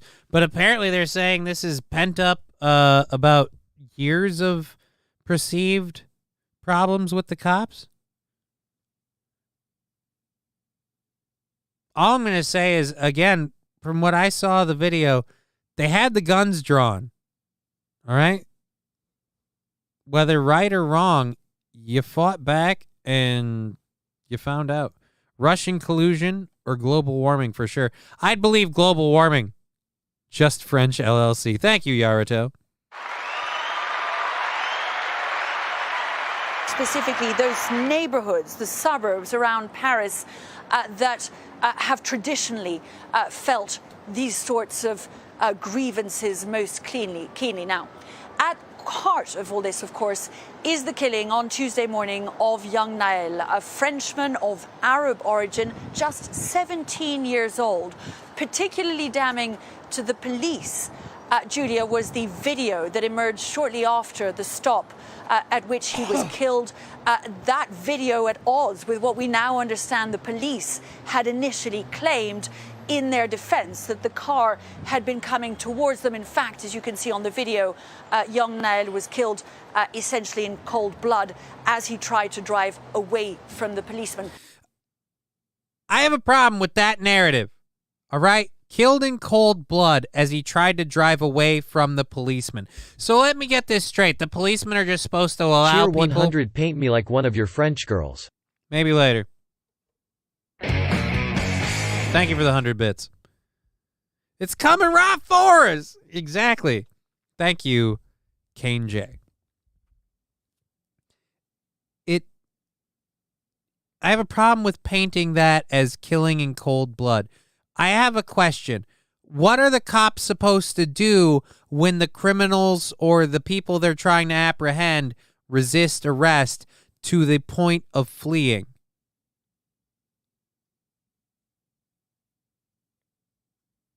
Cops are above the law. Murder at will piggies. Sir Leviticus, let them go, of course. Right. So wait a minute. If this guy was a horrible criminal and he went off and murdered somebody and the cops let him go because he drove away, would we still be saying the cops did the right thing? Now, it doesn't look good for the cops that they said that the guy was coming right for him and they didn't have a choice. But I will say this. If they had their guns out and they're telling him that he has to get out of the car, whatever, the guy drove away. You can't just choose to opt out of being responsible if the cops are the authority. But as we're seeing in France, I guess they like burning shit down. So,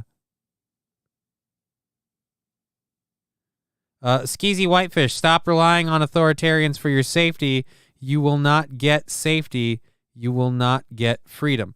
Yes, Skeezy Whitefish, but if you live in a country where there are police officers and they've stopped you and they have their guns out at your car and you want to choose to run from them, you are going to get shot.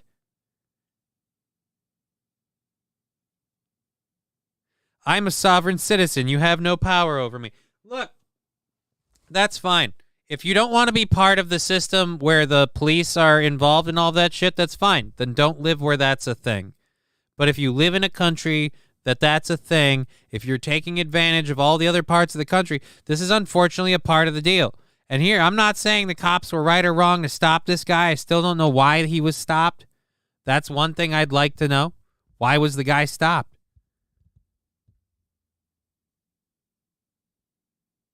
If it wasn't for the badge, running away is probably your best option when held at gunpoint. Yeah, when held at gunpoint, running away is your best option. Again, these were police officers who stopped the guy, and I still don't know why that part happened. But again, police officers stopped him, and in the video you can see they're talking to him. They both have their guns out. And then he chose to flee. I'm not saying stopping him was right or wrong. I'm not saying shooting him was right or wrong. I'm saying it's not in cold blood when you stop somebody and they opt out of the. And I don't like the idea and the narrative of pushing it's okay to freak out when people break the law or disrespect the police or ignore the police. And then the police, like, again, they escalated the situation. Like, if I could bring it back to Minnesota, George Floyd, he kept resisting arrest. He kept resisting getting taken in. He kept resisting the police officers. You can argue about what happened at the end, whether that was right or wrong, but you can't say that George Floyd was innocent because he had every bit as much a hand in that as they did. If he would have told them that he needed some, drug intervention, if he would have just not eaten the stuff he had on him, a lot of that would have gone different. Please explain how police have the moral right to lord over us. Skeezy Whitefish, I'm not saying they have the moral right to lord over us. I'm saying if you live in a society and you rely on the police for protection, when the police stop a person, then you have to, capitulate with that. And even if you don't want to capitulate with that, when you're in a society where the police have authority, whether you agree with it or not, and those authority figures have pulled you over and they have their guns out, you have to know that if you choose to flee, they can choose to shoot you. I'm not saying the shooting's right or wrong. I'm saying the cop who did the shooting was being held accountable for it before any of this shit even happened. It's not like they're like, hey, we're going to look into this and we're going to see what happened. No, before any of this shit even happened, the cop who did the shooting is now being held on murder charges. So, again, it's a weird thing that we have to burn down the city. And again, all I'm saying is the guy that chose to flee the police when they had their guns out had to know that getting shot was a possibility. We don't need no stinking laws, says Ignatz. Yeah, again, I love the people that are like, hey, the cops don't have the right to lord over us. All right, so then you're cool with people stealing and not being held accountable? You're cool with, how about we just get rid of all the police and, when you have a problem, you solve it yourself. And it's not illegal for people to, murder people then at that point. Because, again, if we don't have any cops, we don't have any laws, we don't have any law and order, well, then what matters? And that's just the thing with this. It's, what is this doing? No, stop relying on them to hold people accountable. Do it yourself. There's a few basic moral rules that cops break on a regular basis. Right, there's a few basic moral rules that cops break on a regular basis. But Skeezy Whitefish, I'm saying, what moral rule did they break here? They stopped a person. That person refused to be stopped. Again, I don't have enough facts to say whether shooting him was right or wrong. But this idea that the cops can't, this idea that you can just drive away from the police, I have a problem with that because I don't like the idea that criminals can just walk away. So is it okay if you or I stop some random person on the street and hold them at gunpoint? No, it's not, but we're also not police officers, dumbass. And you know who did that and kind of got in trouble, probably should have got on more trouble, was, what's his name? But again, citizen's arrest is a thing. But the idea of like, oh, so is it okay if you or I do it? Yes, but we're also not police officers. And again, I don't think the police officers are some virtue of good. I think literally the police officers are the jackbooted thugs of the government. But ultimately, if you don't have those jackbooted thugs, you have anarchy. And if you need any more proof of that, look at California. California's doing great. So a badge makes them special and better than us. No, a badge means that they signed on for a responsibility and that they should be held accountable for it. Skeezy, do you live in America? Because if you do, leave. Seriously. California is not in anarchy. No, it's not in anarchy. California is just slowly burning. There's homeless people everywhere, and there are people in California. Please tell me where I can go to escape government. A whole bunch of shitty third world countries, South America. There's a whole bunch of other countries. The point is, you can't live anywhere to escape government because those places are utter anarchy and chaos. There is nowhere to escape. Again, there's a lot of benefits to government. All I'm saying in this, and you're really, really, you're arguing with a wall. I know, but it's fun. It's fun to argue with a wall once in a while. It's a nice little exercise. Because again, I'm sure Skeezy Whitefish is one of those people that when anyone's threatening him or or they're dealing with anything, any sort of problem, they never rely on police. If they need a hospital or an EMT, they don't dial 911 because again, these are services of their overlords and they're not allowed to have that authority.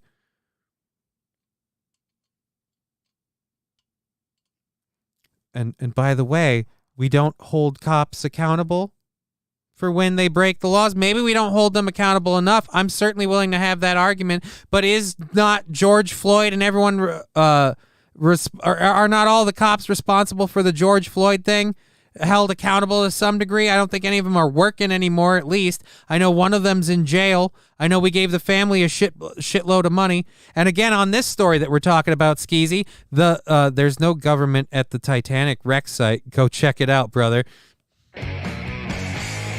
Go live in international waters, man. But again, the cop in this situation is being held accountable. They're still protesting about it. I support law enforcement 100%, brother. Southern Crossbones, you're the other side of the problem, honestly. Law enforcement is not right or wrong. Law enforcement is an entity of the government. It has good things and bad things about it. Law enforcement was a real pain in everyone's ass during COVID. There's no government. There was no government in the Chaz, and look how well that went. I'll book my tour with Ocean Gate. Fair enough. And on that, we've reached a consensus. Let's finish this video. That was a fun little rant. Thank you, Skeezy, for being part of that. Thank you very much.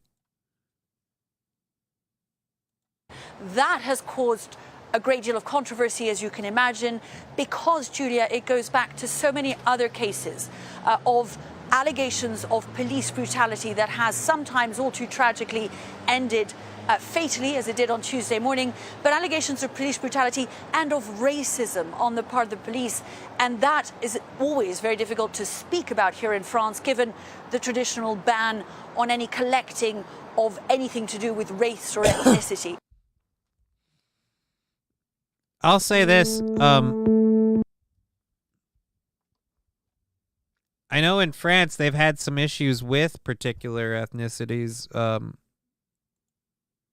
I don't know enough about it to comment on it. How about we step out of that one? Alrighty.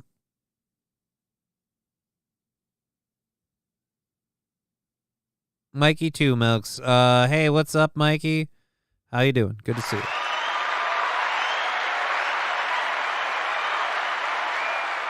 Again, thank you for watching on Twitch, Rumble, YouTube, being part of the show in any way, shape, or form. We certainly appreciate it.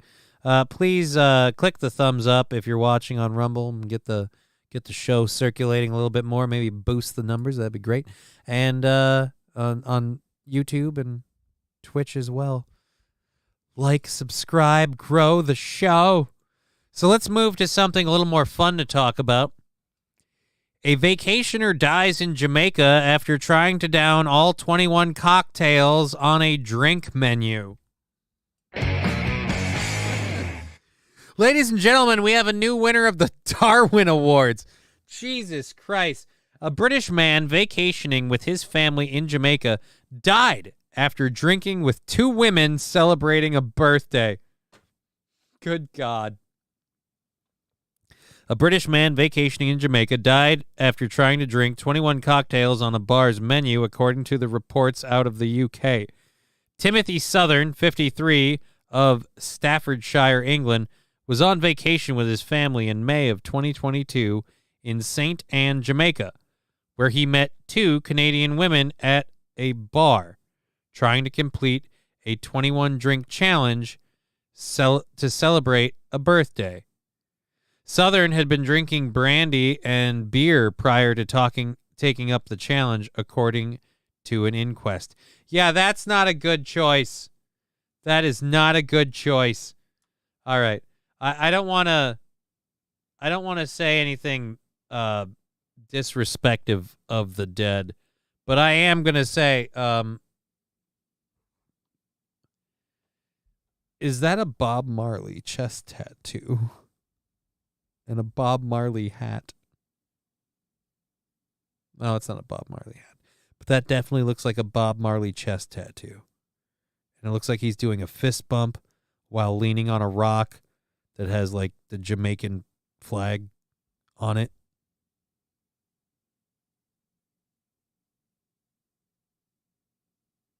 I'm saying,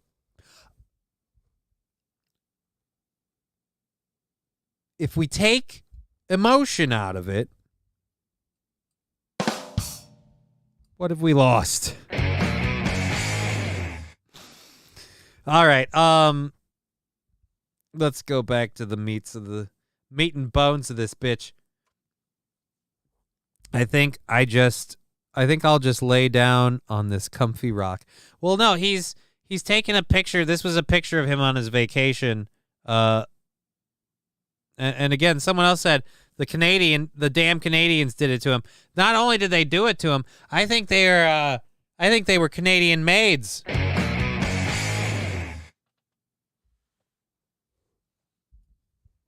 Fallen saying, did he bang both of the women? If so, he died a hero. Yeah, if so, he died a hero. But seriously, whiskey dick. And oh, by the way, as someone else pointed out, who was that? I'll look at it.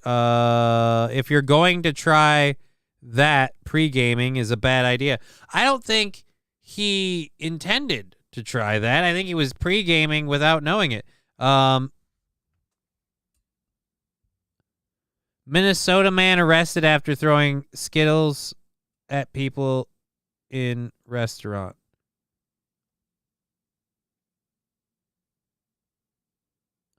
Minnesota sheriff calls for more police funding. Johnny, it makes me sad that he didn't get a chance to hit it from the back before he died. Cheer 100. All right. I'm going to another story after this. Please tell me it's still in the list. If not, I'll look for it. All right. Well, I didn't hear that because I was... Johnny, it makes me sad he didn't get a chance to hit it from the back before he died. Well, the Rock is where Bob Marley slept, kind of a shrine to tourists. Thank you, Russifer. I didn't know that. Kind of a shrine to tourists. What a way to prove he was a tourist. He's a tourist. Everywhere. Alrighty. All right. So he had been drinking brandy before taking up the challenge. He joined the women and managed to have 12 drinks before returning to his room at the Royal Decameron Club Caribbean, where he later died. His family has since criticized the medical treatment he received when they first realized he was ill. He was on his back choking. I put him in the recovery position and screamed for an ambulance, a family member said. According to an inquest reported by ITV, he was making a gurgling sound. As soon as he was in the recovery position, he vomited. I was shouting his name with no response. When the nurse arrived, I said, had an ambulance been called? And she said no. I thought she would take over, but that was not the case. I noticed he was starting to lose temperature. I checked for his pulse and couldn't find it, the family member continued. The nurse reportedly told the family member that Southern still did not still did have a pulse, and the family members started to lose it over witnessing Southern's reported treatment. I got a full look at his face, and I thought he had passed away, I said. Don't just sit there looking at him. Start CPR. She only gave him chest compressions. Maybe if she had known what she was doing, maybe he would still be here, the family member said. The service and treatment he received was disgusting, the family member continued in their comment to the inquest, according to ITV News. A pathologist in Jamaica's capital of Kingston ruled that Southern died from acute gastroenteritis due to alcohol consumption. The inquest into Southern's toxicology report, however, could take up to 3 years before it makes it to the UK, according to ITV News.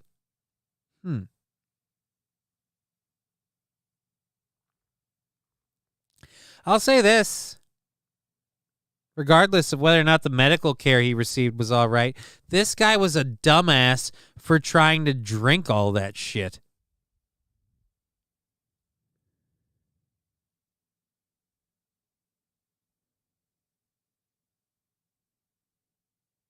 Okay, so it's... All right, I get what you say. She didn't want him to puke on her. No, the nurse, maybe. But the nurse also didn't call an ambulance. There's legit gripes to the treatment that the nurse received or gave. But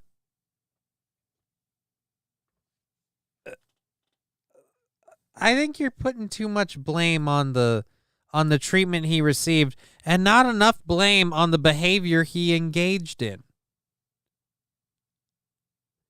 He had been drinking, what did it say? Rum and, he'd been drinking brandy and beer prior to taking up the challenge. How much brandy and beer? Just, ugh.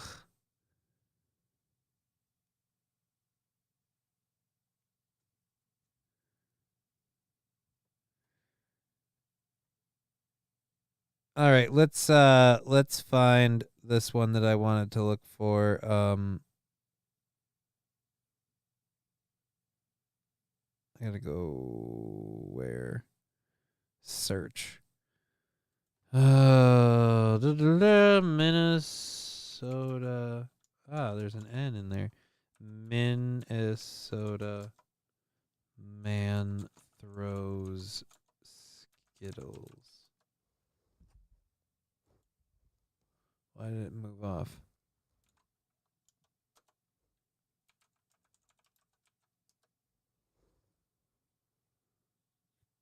Minnesota man arrested for throwing Skittles. I got to know what this is about. All right, a Minnesota man was arrested after an apparent outburst inside a restaurant where he allegedly began throwing Skittles at people inside the establishment. The incident happened at a restaurant in Mankato, Minnesota on June 23rd when 19-year-old Tristan Stentania allegedly entered a local restaurant where he began yelling and throwing Skittles at employees and customers. According to a statement of probable cause, one of the victims told police officers that she was hit in the back with a Skittle, which caused a stinging pain in her back area. Really? You got hit with a Skittle and it hurt? Responding officers saw Skittles all over the ground, as well as a bag of the popular candy located near the garbage. When police located Stetina and arrested him, the suspect allegedly wrapped his leg around one of the officers, trying to trip him, the document states. He also attempted to pull away and break free as he was being placed under arrest. In total, it took 3 officers to control the suspect, according to the probable cause statement. Sten is being charged with obstruction of legal process, interfering with a police officer, 5th-degree assault, disorderly conduct, 5th-degree possession of Schedule 1, 2, 3, 4 drugs, not small amount of marijuana. So the guy had a buttload of drugs and just started throwing Skittles at people? Do you want to see this amazing member of society? I'm gonna show you this picture, and you'll never believe that this guy could do this. Are we ready for this? Bing, bang, boom, boop. Hey, everybody! Look, we found what was Macaulay Culkin's name in Home Alone? Shit, I can't remember. Oh, fuck, I ruined my own joke.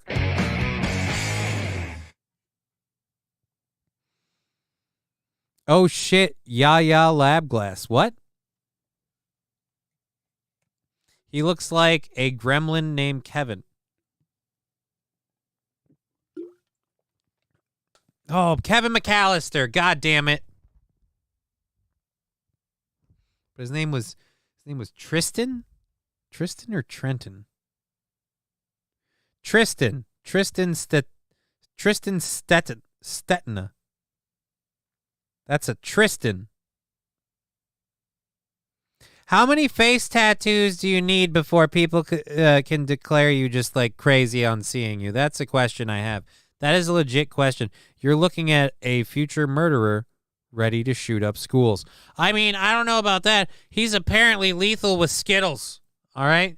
He caused a lady to have severe back pain because he hit her with a Skittle. Like, don't get me wrong. He's a piece of shit. But, this guy, I'm saying, if he's dangerous with Skittles, I see this guy having a potential, like, government application. Like, we could Born Identity, like, train him, right? We could send him around the world. Face tattoos will actually make him fit in a few places. And he doesn't need guns. He doesn't need weapons. We don't need to arm him. All he needs is a well-stocked bodega, convenience store, corner shop, whatever you call it, whatever it is in your community. He just needs one of those. I mean, a bag of Skittles, watch him go. M&Ms, this motherfucker's ready to move. You know what I mean? Especially almond M&Ms. You think Skittles are good. Dude, almond M&Ms, them's are lethal. Or could be the next Bieber, Rutherford.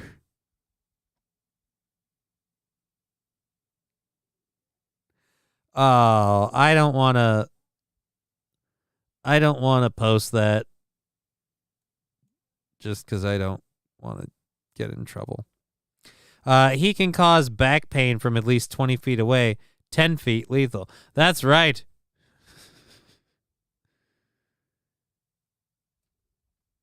His girlfriend didn't know what she was in for. She thought it'd be cute, you know. Just they'd before the movie they'd just toss a little snack back and forth at each other. She threw one of her little popcorns at him, and he's like, "Arr!" And then he just went, poof, and he forgot the power that he had, and he killed her. He killed her. It was an accident, and he won't take responsibility for the unnatural ability he has with candy. I imagine this dude could do some serious damage with nerds, you know? Oh. I would throw down some puke over a Skittle. Oh, fuck, puke. I would throw down some punk over a Skittle. Jesus Christ.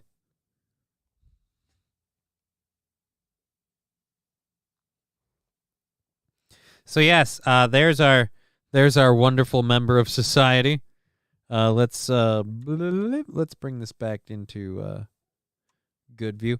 The police located him. They arrested him. In total, took all 3 officers. Oh, we got all the story. So that was everything. All right.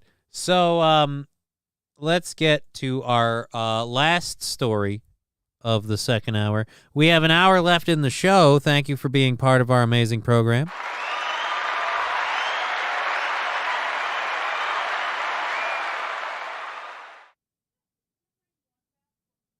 Yeah, I'll let that slide. Got past the censors. future Navy SEAL. Actually, no, Ignatz, you cannot be a Navy SEAL if you have tattoos and identifying marks. It's actually a very frowned upon thing.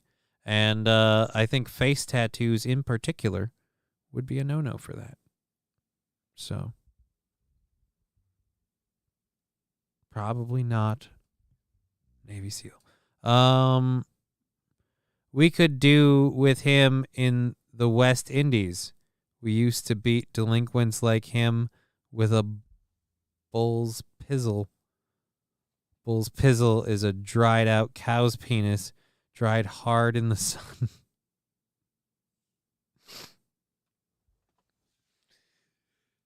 It's dried hard in the sun. It's weird. The cow's penis gets erect and hard in the sun, and it dries that way, and then we beat people to death with it. We beat them to death with a dick. I fucking love this show. Thank you for these weird pieces of information. This is what makes the world go round. We're having a fun time. We've got an hour left. Thank you for being part of this amazing program.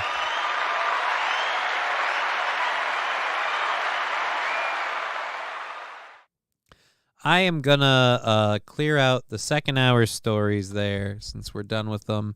I'm gonna grab my my pay links and post those in the chat one more time. Does it taste good, bro? Does it make good jerky?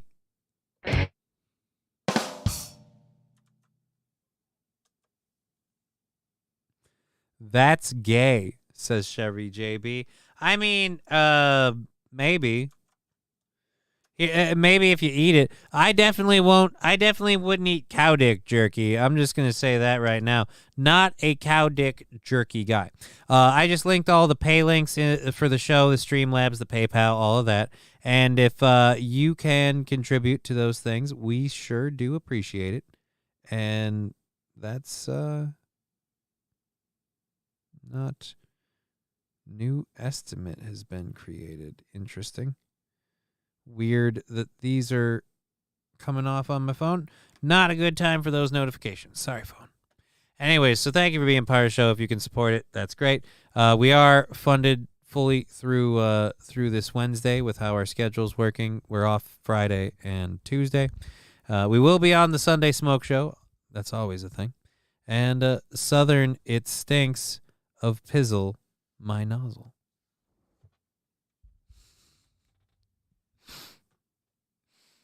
But what does it taste like? Anyways, just check the sticker party thing before we go anywhere else. We're like halfway there. Not going to worry about it. Our next story, Overstock.com, one of the biggest names in e-commerce, is ditching its name for something just as recognizable, Bed Bath & Beyond. So, yeah, pretty much they're... Oh, this... I don't care how they got there. Oh, my back and my butt. My butt from sitting in this chair. Alrighty. So, yeah, they bought... Overstock.com bought Bed Bath & Beyond, and they're pretty much just going to change their name to Bed Bath & Beyond and sell all of their shit online. They didn't buy the brick and mortar stores, which are closing. They're just going to take the merchandise, and they're going to sell it online. Great. They're going to take the name, and that's pretty much what they bought. Lab-grown meat resembles pangolin and bat. Well, thank God we had that horrible coronavirus to weed out the people incapable of eating lab-grown meat.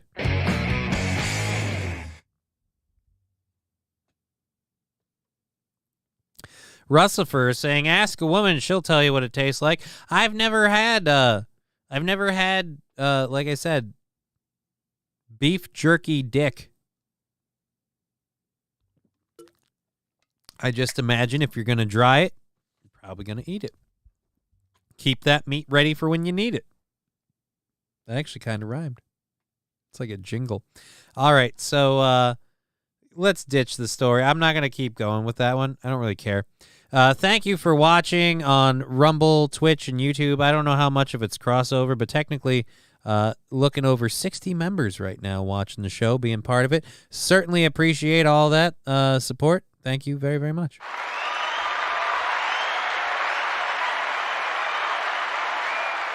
All right. So I'm going to pull the audio down real quick. I've been beaten, but I've not eaten. All right. All right. Let's pull this up. We got a video. We've got a story about one of the most lucky people to enjoy a ride in the air. We've got a story about Joe Rogan praising Trump's answer to the Ukraine question. We have Biden commenting on the Supreme Court's recent voting. We got a story about Jada Pinkett Smith. Apparently, get this, she's into psychedelics. And let's get one of these off right away and go up. Bye. Yep, I knew it. You're running, and let's go back there. Boom. Beautiful. All right.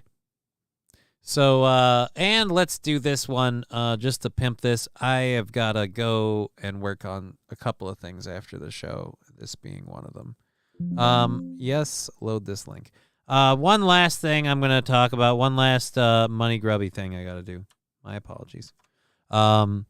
Is my sponsor, Hemponics. I am a huge fan of my sponsor, Hemponics. I'm going to go ahead and link their little web page here. Here is a link for their web page that takes you straight to their web page and gives this show credit for any purchases you make. They are an innovative hemp-based solutions company, and the reason why I suggest this, a lot of people have talked about CBD, CBG, and all that kind of stuff. You can get it at a fucking gas station, but that stuff is not reliable because it's largely mass-produced shit. And when you go to smoke shops and head shops, God knows I have a local one that I love, but they can't really tell you as much about what's in the products because the products are, again, made by other companies. They can maybe tell you what they use, what they like. But in terms of what's in that product, how consistent that product can be, you won't really know because, again, whatever. But at Hemponics, they handle their stuff from seed to sale, as I like to say. So everything they sell, they handle the growth of, they handle the quality of the source material, they handle it in terms of extraction. They've got a variety of products available. They keep updating their website. It seems like every time I go over to it, it's improved in one way or another. They only have 2 actual locations in Wilmer and New London, Minnesota, but they can talk to you through email. They have a whole bunch of information that you can learn, glossary of terms, the process they go through, the genetics they have videos they've put up, they have a frequently asked questions page. So they have a whole lot of information if you're someone who doesn't know much about CBD, CBG, and CBN. But if you do know about that stuff and you just know what you want to get, then you just fucking find it on the site. They've got Tattoo Aftercare Balm. They've got Delta 8 Vapes. They've got now, this one's a new one, Premium CBG Flower Pre-Rolls. That's an interesting one. They've had this. This is one that a family member of mine has been using and enjoying, the Deep Relief Medicated Lotion. I love the Muscle Frost. There's a lot of great products on there, and if you want any of that stuff, head over to that website through the link we've provided, and it gives us credit as well, and thank you for that support. Just don't go to Humponics. I mean, maybe go to Humponics if you want to get laid. All right. So, there we go. Okay, so, oh, dude, there's just a straight up video on it. Well, I'm not going to talk about it if we can just play the video. To a VIP experience of sorts for a North Carolina man. Oh, one can only dream. He rode out an 18-hour delay and then ended up enjoying the flight from Oklahoma to Charlotte all by himself.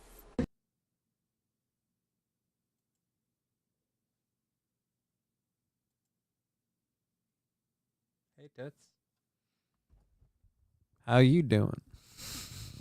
Ended up enjoying the flight from Oklahoma to Charlotte all by himself. CCB got 0 THX in it, so CBG has 0 THC in it. But there are benefits to CBG. A lot of benefits that people get from THC, similar ones can be achieved through CBG, CBD, CBN, and HHC. They also have Delta 8 and Delta 9 THC vapes. A lot of benefits. Yes, pain reduction, swelling reduction. I use the CBN to help put me to sleep. And the beautiful spell THX out THB like me.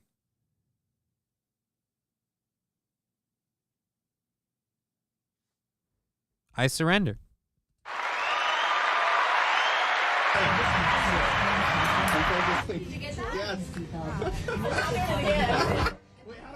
Love it. Phil Stringer says every other passenger either booked another flight or gave up on flying out on Sunday. But he pressed on. After posting his TikTok, he got millions of views in just hours. I dreamed of this happening to me. It seemed like the flight crew enjoyed it just as much as Stringer did.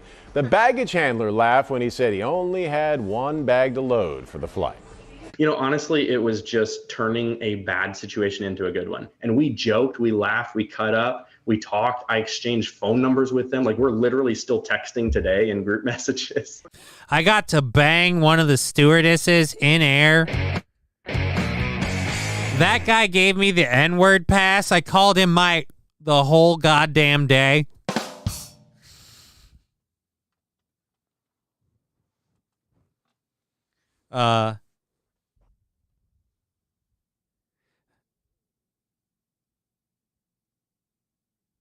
Melatonin is it if you want to sleep. There's a problem with that. There's a problem with that, Comey. If you use melatonin, you offset your body's natural production of melatonin. And if you then choose to stop using said melatonin, you're going to have a deficiency because your body doesn't produce it. It's going to have a backlash effect. CBN has a lot of similar effects, can be used. I use it in an oral tincture, and it helps coax me off to sleep. But my body doesn't naturally produce CBN. So if I take CBN out of the equation, my body is not missing anything. What's the difference between Delta 8 and Delta 9 and Delta 10? I don't know the difference between any of them. That sounds like information you can get from Hemponics. You can ask them the difference between Delta 8 and Delta 9 and HHC. But from what I understand, what they'll say, and thank you for the nugget emoji. From what I understand, they'll tell you it's about how your body metabolizes the Delta 8 and the Delta 9. I feel like Delta 8 and HHC, I think, are a little less anxiety producing. I could be wrong about that. What about CNN? CNN is bad no matter what, no matter how you take it. All right, back to this dude, and I really hope he plowed on one of them ladies. Stringer said he did feel bad about the crew having to come back to the airport just for him, but in the end, it all worked out. Should have just pulled right up to his house and dropped him off too, right? I don't think I would have felt bad about that. I mean, if you had to wait 18 hours, I'd be like, oh, yeah, I think I deserve this flight to myself. Sometimes it just works out. Sometimes it just works out. I really hope we're still texting to this day. I really hope you pumped and dumped one of them ladies.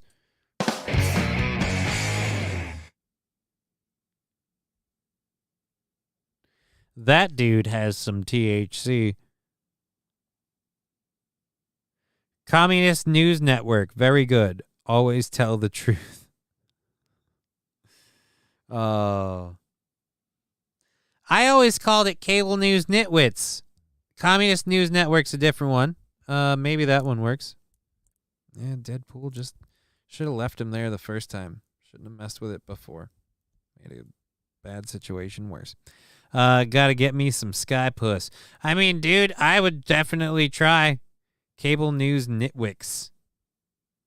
Nitwits. Nitwicks? What's a Nitwicks? No, I called them Cable News Nitwits. But yeah, yours is good. I like yours too. Smoke them if you got them. Dude, smoke them if you got them. I'd be saying that to the stewardesses. In regards to my poll. Sorry. Well. I'm not reading those words because I don't think I have the pronunciation skills to do it right. Clinton Numbing Network. I'd go with Clit Numbing Network. All right, let's drop that one right there. So again, dream fucking vacation or flight. I mean, to be the only one there. Let's go. This is a video, I'm guessing. I'm going to go to this. Joe Rogan praises Trump for perfect answer, declaring he would end Russia-Ukraine war as president. Trump said, if I am president, I will have that war settled in one day. I have no idea about that. Bending your swords. That's not cool. I have no idea about that, but I would definitely, but he won't. I absolutely agree that he probably won't. But I will say this. I want that over. I want us out. I want that over. I want us out. Hit that bong like Louis Armstrong on the trumpet, brother. Maybe in a minute. Yeah, maybe in a minute. I gotta fucking figure out a tax ID thing, but after I do that, hopefully I can start. I'm gonna be paying taxes, I guess, now on all that stuff. I thought I was already paying those taxes. All right, we'll see. We'll see. He is totally full of shit, but damn, you have to admire the confidence, says Toastmaster. You know what? He might be totally full of shit. And I won't say totally. He's largely full of shit. He did try to build the wall. He certainly didn't do anything to drain the swamp. Again, because I feel like that was a bogus promise. But I would certainly love to see an end to the Ukraine war. I'll say this. He's one of the few people talking about just getting this thing over with and getting us out of it and done with it. I would love to see that. Bidenomics coming for you, Texas.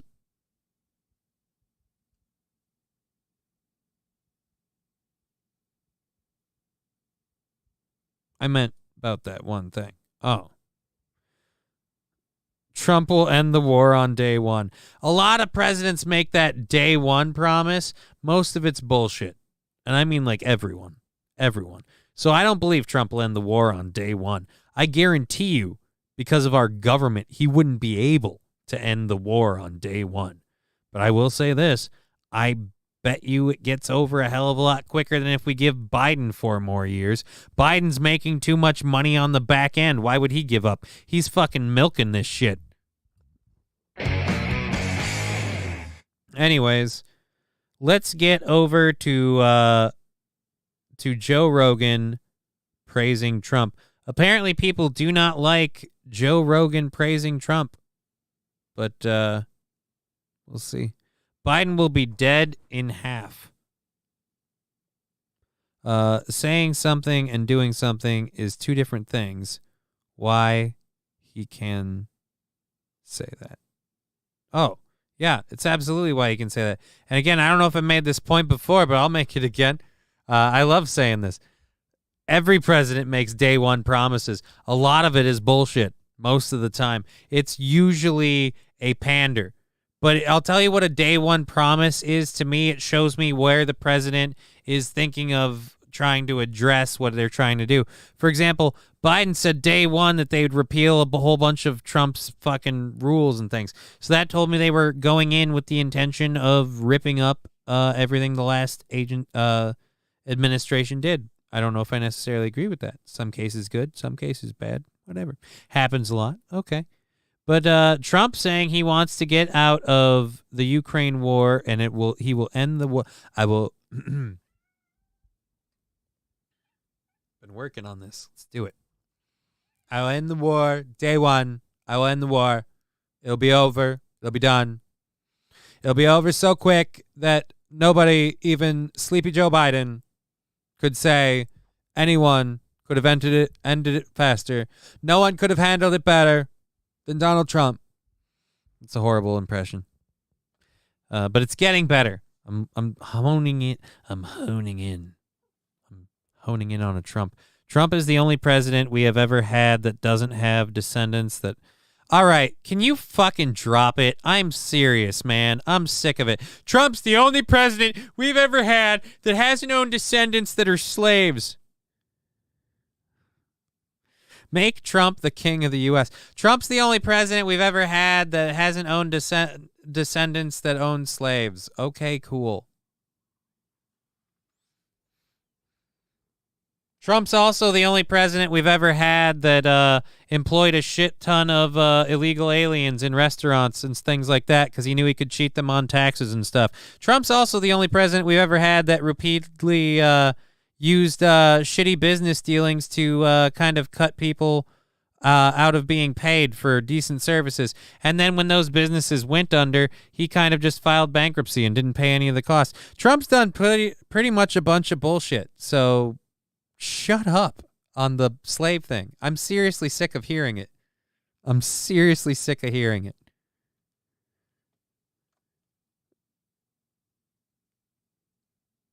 Oh, wow. Atomic Citizen going, did you graduate from Trump's school of lies? Trump's family, of course, had slaves, just not in America. Oh, I guarantee you Trump's family has slaves right now in countries where slavery is legal.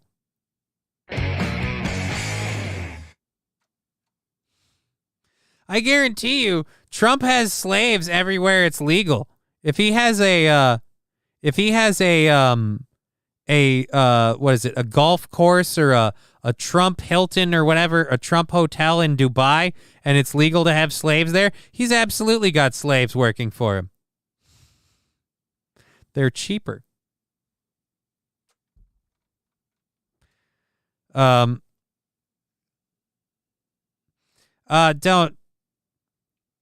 Apparently even Obama's ancestors, when you trace the white side back, had slaves. I don't know. This is one of those things where I'm getting like, why the fuck does it matter? Seriously. Who the fuck cares?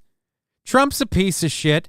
Biden's a bigger piece of shit. Most of the people in politics are a piece of shit. I don't care if their family owns slaves in their ancestry. I care if they own slaves right now. Do they want to reinstitute slavery?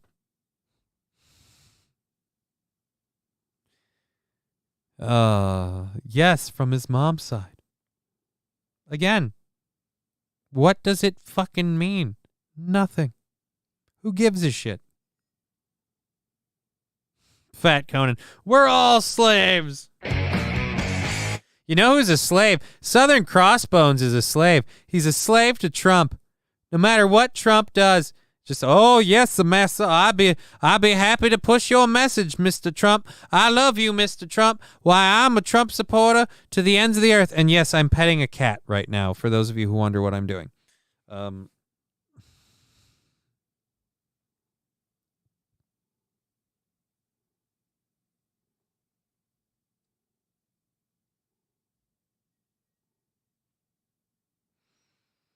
Biden has us all enslaved financially through the Israel-run Fed.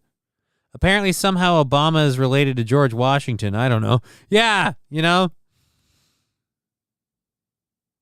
You can be free spiritually. Hey, man. I'm just a slave to the grind. Was fill some holes. Nice kitty. Yep. Tegra is one nice kitty. Sorry, Tag. Let me have you on screen while That's one fucking nice kitty right there.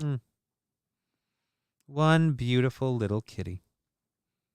I can't respond to everybody's comments due to time constraints, bro. Hey, it's all good. It's all good. It's all good. The heck is this? Biden wanders off while MSE Oh my God. June 29th. This is today. Who did this? Fat Conan. Thank you, Fat Conan. Thank you. This makes me wish I wasn't so lazy and I had my breaking news sound drop. We have breaking news. Here, I'll kind of like act it out. Let's go back one. Here, we have breaking news. Oh, you broke my fucking news. All right, so there you go. It's not cool, Scruffy. Thank you for the 25 bits.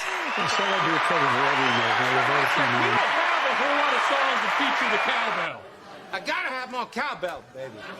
Johnny Chimpo subscribing tier 1. 22 months on the channel. Thank you for supporting that. That support really helps keep us going. Thank you so much. Thank you. Alrighty, so let's get back on this. Well, and the ones that didn't vote for your bills but run on them. That's right. Oh, this is a 30-second clip. I think that's a sign. Like I said, I'm going to be down there congratulating them. I said I'd be a president for every American, whether they voted for me or not. Well, and the ones that didn't vote for your bills but run on them. That's right. Mr. President, thank you. Thank you. Thank you very Nicole, much. I appreciate it's great to have you. Thank you. Thank you. Don't go anywhere. It's a very exciting day around here. We'll have reaction and analysis to everything we just heard from the president. We'll be back after a short break. That's a man who shit his pants. That's a man who shit his pants. I recognize that awkward dance. He dumped a lump right in the back. He had trouble getting out of there. He took a shit in his pants. It's a weird song, but it was very impromptu. One poor, two, okay, three rich. What? Biden family has $1 or $2 billion. No idea. Well, this happens at age 81. Yeah, it does. It does. Everybody's shuffling. I need to click the link again because it went to a different thing, and I need to watch that again. Thank you, Scruffy, again for that sound drop. That was awesome of you. The studio must have stunk like a mother. I hate the ads. So let's make fun of it. Oh, wait, we can skip it. I think that's a sign. Like I said, I'm going to be down there congratulating them. I said I'd be a president for every American, whether they voted for me or not. Right there. He's leaning forward. He's gripping the chair. He's trying to make a nice exit. This is a man who's like... Thank you, Scruffy, again, the 100 bits and the Royal Ripper. Thank you for that support. Oh, now I gotta go backwards again. God damn it, Tier Fox. 100 do the shit your pants shuffle. Here comes a train, a busy little train, rushing up and down on the daisy line. Mummies and daddies, the grandpas and the grannies, everyone's aboard on the 809. Here comes a train, and here comes driver 10-2. Wahey! Here it comes, here it comes, here comes a train today. Here comes a train! Guess what? I got a fever. And the only prescription is more cowbell. Cheer 100 where is my slave and a picket fence? Thank you for the support on the channel. I don't know who did that. That's messed up. Biden leaves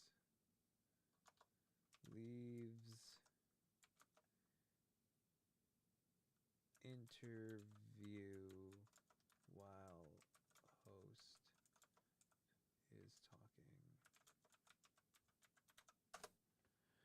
Please tell me we have this. Nope, 4 months, 1 year. God damn it. God damn it. Let's just go see if it's on Fox News. Fox News. Let's see Fox News' YouTube channel. Fox News YouTube channel. I'm not going to subscribe. Let's look up videos. An hour ago. Latest Biden gaffe. No, that's not it. Bidenomics. Damn it, I just don't want to do your stupid website anymore because you're fucking dicks. God, I hate you, Fox. I fucking hate you. All right, we'll have to do it this way again. Let's go down to the new messages. Thank you, Atomic Citizen, for the 100 bits.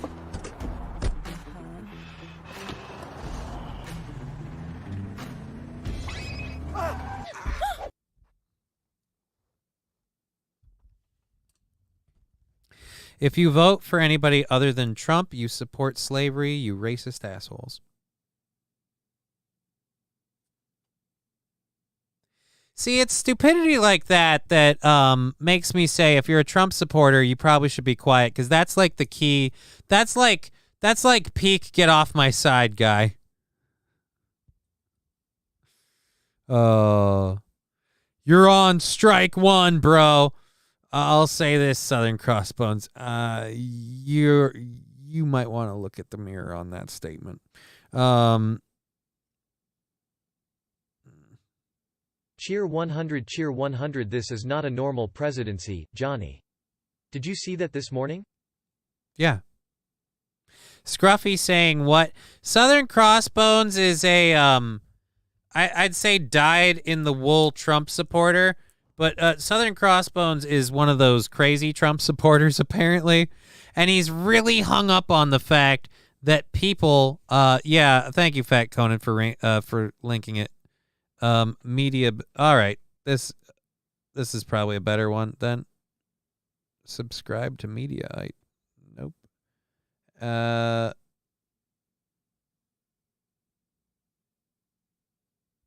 Continue. All right. Oh, but I use an ad blocker, and you don't want to fucking back to main. Continue. How do I close this? Just give me the X. I'm going to keep my ad blocker, dicks. Well, we're going to ditch it on that one. We'll just go back with the Fox one, since I already have ad blocker off on Fox. People are criticizing Trump. Yeah, people are criticizing Trump. Southern Crossbones lives for CRT. More like lives through. Again,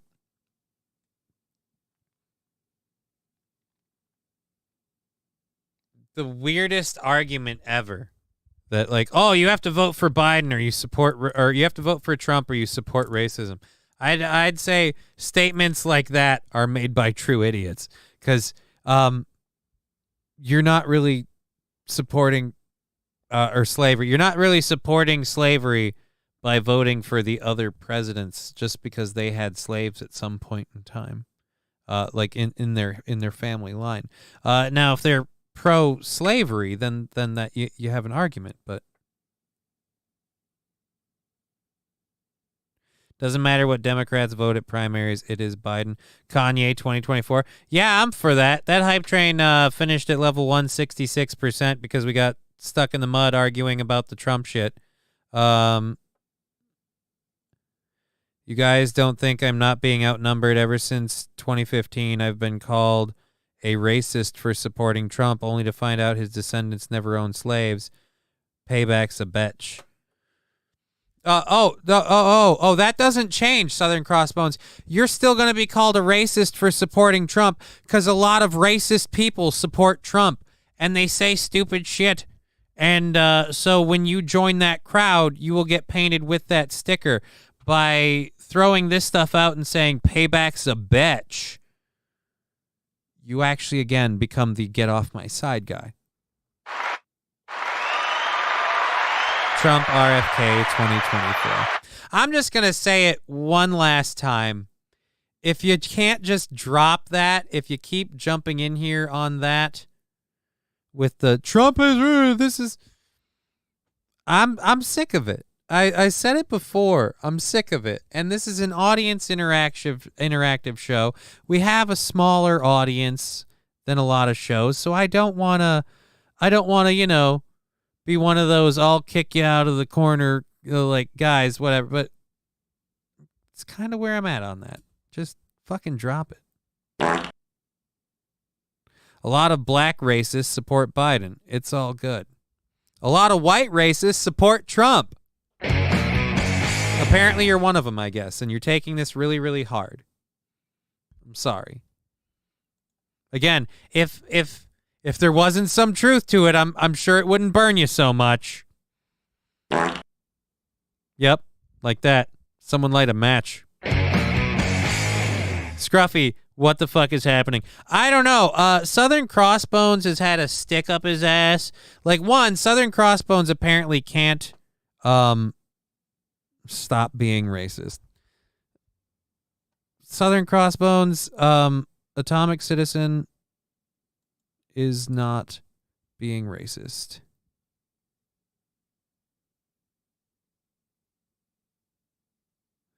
So he made a point, says Cormy. Who made a point?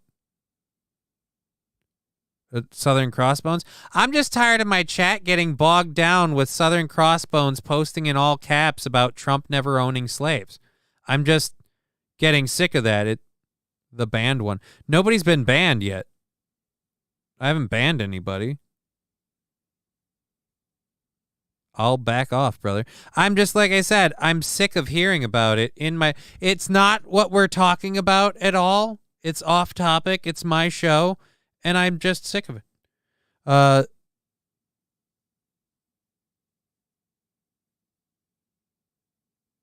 don't know. Most white racists are Biden or die. Most MAGA folk just want the federal government to fuck off and quit bringing social issues into real life financial issues.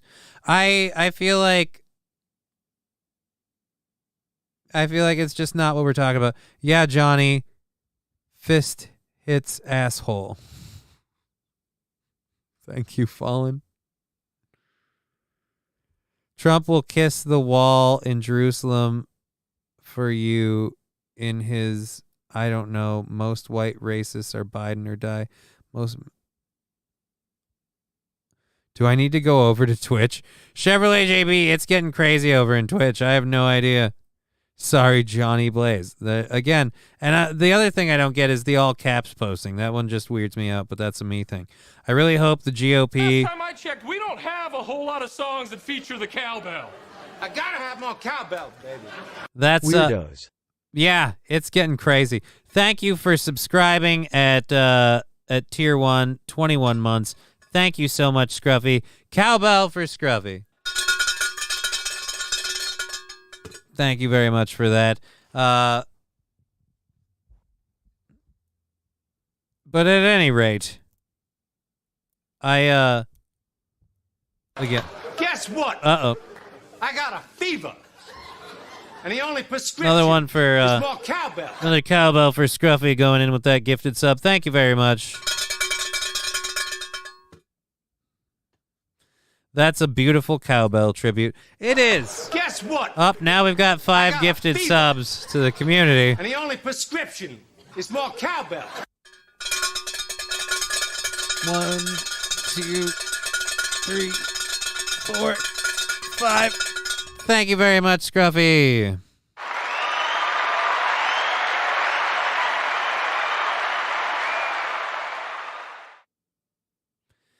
Cormy going, no cowbells. How about I'll back the audio down in the future when that happens. I feel like there should be chicken bells. Guess what? I got a fever. And the only prescription is more cowbell. If you're going to spurg out in chat, at least support the streamer financially. I could get behind that. That's absolutely a game thing. But I think Southern Crossbones has thrown in bits and stuff before. I don't think... at any rate, 100 flood of subs, not bullshit.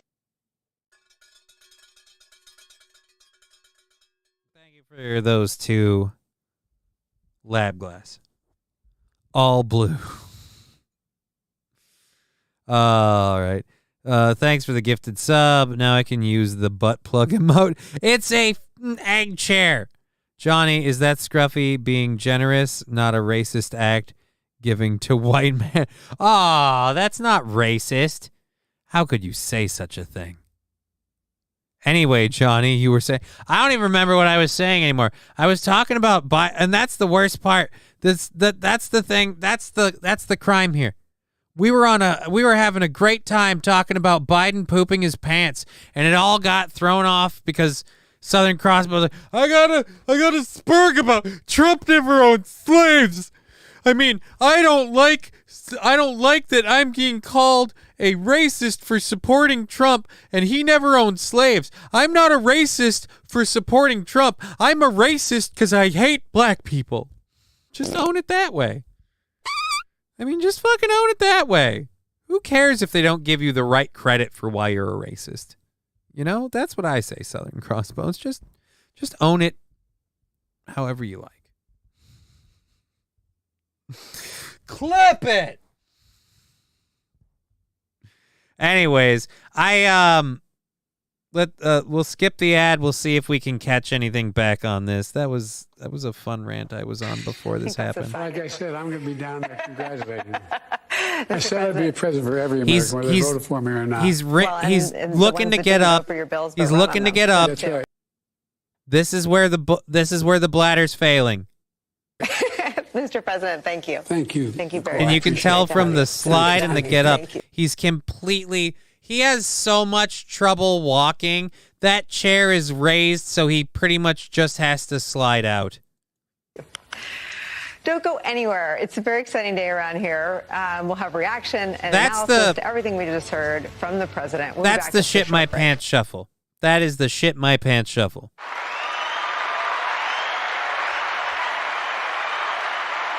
Ignatz, this is almost as good as Diablo 4. Diablo 4 is awesome, but I'm going to be honest, oh wow, you didn't wait even 2 seconds with me having that pause before. Fuck you, Fox News. Fuck your fucking website, Fox News. Anyways, we'll hopefully play the Joe Rogan thing and not have that skip around like crazy. But she's trying not to laugh. She's trying not to laugh because, yeah, I mean, that is a lady who is very much aware that old man probably pooped his pants. And Biden pooped his pants, pooped his pants, pooped his pants. Biden pooped his pants, pooped his pants, pooped his pants.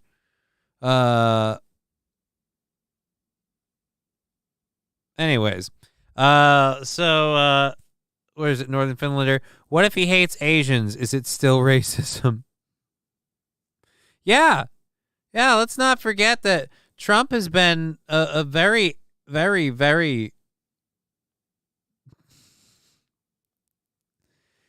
has to be shitting his pants. He didn't lean in to sniffer. Oh, absolutely. Yeah. He was pooping. Well, let's be fair, Atomic Citizen. He also didn't lean into sniffer because she's outside of his sniffing age range. If she was a couple years younger, you know, her replacement would be sniffable.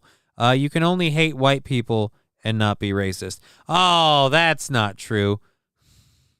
I'm an advocate for saying, hey, it's racist, fine. And you know what? Embrace it. I'm sure white people have racist stereotypes about us that are entirely accurate, and plenty of them are probably not favorable. It's fair. It's fine. There's plenty for other ones to go around, too. Stereotypes exist because people endorse them, because people fulfill them, because we're all pieces of shit. And I think that should be the common ground, ultimate denominator. Humans, we're pieces of shit. What are you going to do?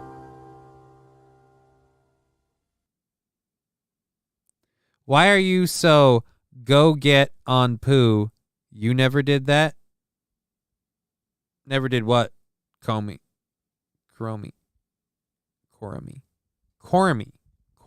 God, I can't read today. We fuck shit up sometimes, but you love us anyway. That's a one. pooed when boozed out. I've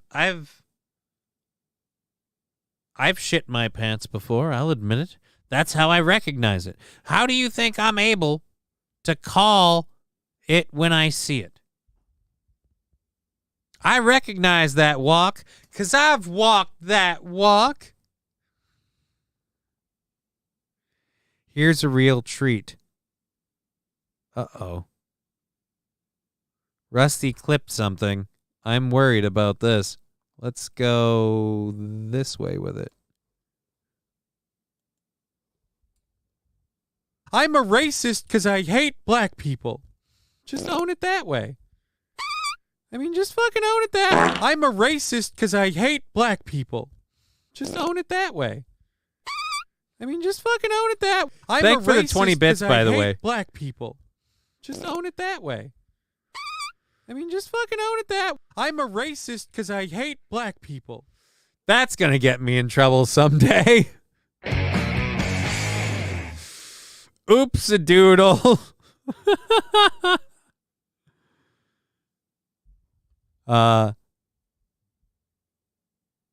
Spoo did I Ain't Proud of It, but me 13, 43, not 81. I couldn't help myself. It's all good. The timing was great. Yeah, the timing was great, Scruffy. The timing was epic. Thank you for that. Again, thank you for watching on... Thank you for the mustachio sticker. I'm sorry if we covered up the audio on there. Oh, that's the logo. It's like, why is that weird? Anyways, thank you if you're watching on Rumble, Twitch, YouTube, any of those. Thank you so much for being part of the show. We have a show going for like another 15 minutes. I should probably do some more stories. What must be done must be done. Yeah, I'm not insulting Biden or making fun of Biden for shitting his pants. Or at least because I believe that POTUS pooped his pants.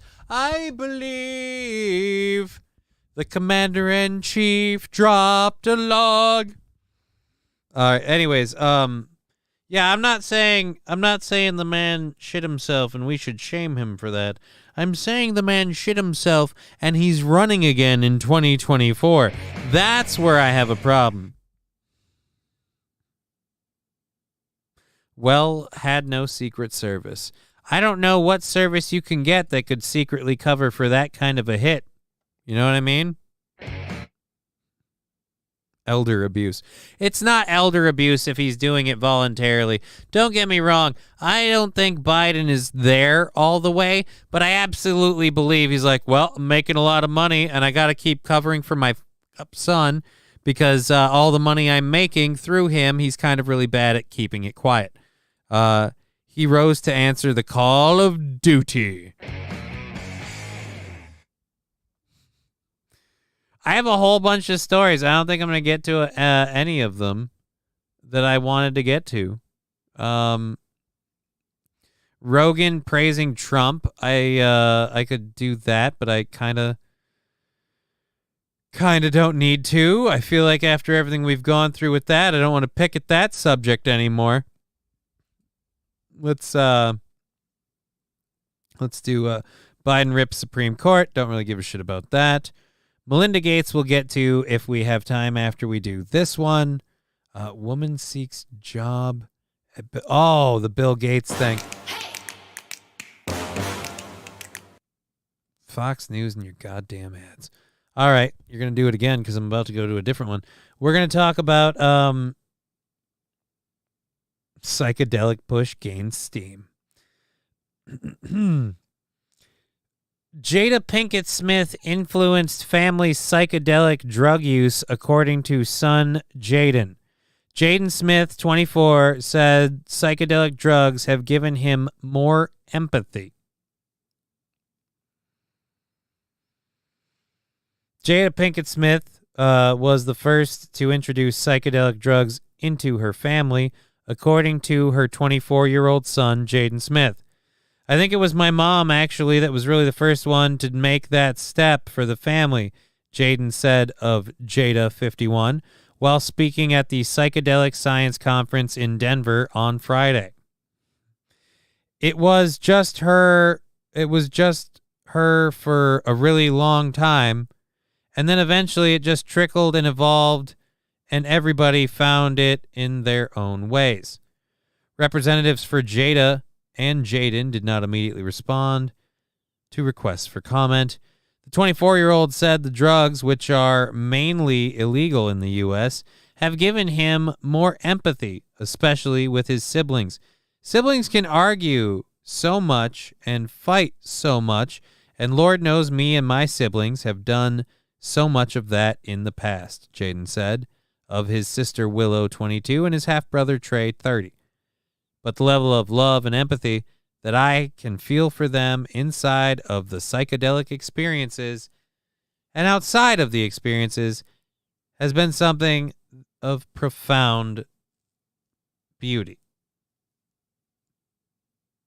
So pretty much you're saying you got high and you stopped fighting with your family. Kissing siblings is too far the other way.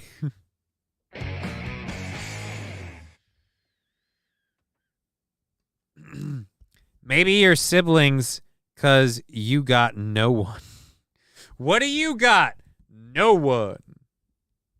Oh, that's what's wiggling. Okay, so we've crossed the Rubicon. We can't. Oh, and it's doing that. All right. We're breaking this thing. We can't do that anymore. Who said anything about kissing? What about a handy? Hey, man, when you're on shrooms, what's jerking off your brother? You know what I mean? Fucking. No one did. He assumed. Alrighty. Psychedelic drugs like ayahuasca, LSD, MDMA remain illegal in the U.S. federally, although Oregon and Colorado have decriminalized magic mushrooms. Psychedelic experiences can positively alter one's emotional process in two primary ways, increasing one's ability to be in direct contact with the present moment instead of being caught in emotions of past or anticipation of the future, and enhancing experiences of positive emotions, according to an article published by UC Berkeley. However, the drugs can also have harmful effects like psychosis, sleep disruption, short-term depression, and memory impairment, according to the National Institute of Health's website. In 2021, Jada and Jaden discussed using mushrooms in her since-canceled show, The Red Table Talk. I was introduced to plant medicine 10 years ago to deal with my depression, the Girls Trip actress said at the time, and it knocked it out. Jaden told his mom during the show that he first tried mushrooms out of curiosity, but then had an experience where I learned what ego was for the first time. He added, I was always in my head talking, telling me what I was and what I wasn't, and for the first time, I had an ego dissolution where I was like, that was the moment that really changed me. You like getting high on LSD. Whatever. Might help you. These side effects. Neckbeard.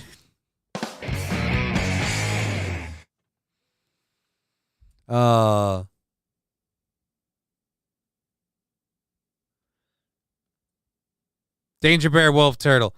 Poop is Johnny Fist Hits Asshole. USA, USA. Poop is funny. Get over it. Don't care who is doing the pooping. But Jaden, your siblings weren't even there. I forgive you, Willow. That is literally a shrub.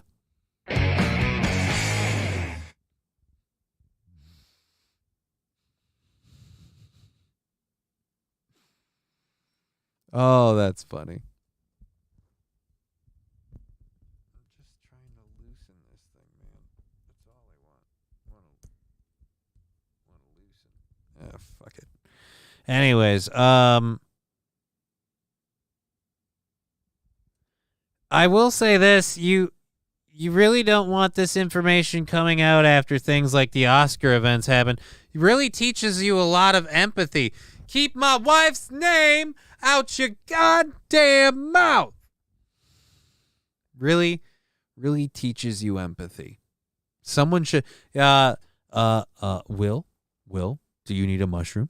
You're getting a little testy.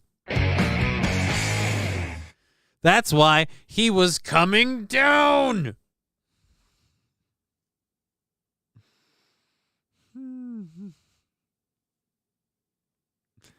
Oh, man. Craziness. Alrighty. Well, again, if you've been watching on Twitch, YouTube, Rumble, what have you, thank you for watching the show. We are going to be wrapping it up momentarily here. But I do want to touch on this before we go, so we might go a little over because I did want to touch on this one. Melinda Gates is talking about why she is very nervous about AI. Of course, because she's a lady, she's going to focus entirely on the female aspect of it. But the point she's making isn't wrong. Hash Prince of Bel-Air.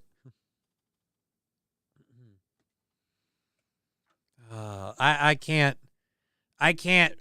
I'm not good enough to free ball a Prince of Bel-Air spinoff involving LSD and mushrooms and stuff, especially since I want to cover this and we only have 3 minutes left. This video is about 2 minutes long, so I'm going to kind of not interrupt it too much.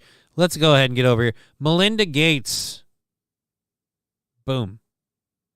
So many people are focused on artificial intelligence now, and you've been warning for years, not just about what is ahead with AI, but about bias built into AI. And you've equated it to the bias built into the Constitution, right? And who was the Constitution written by?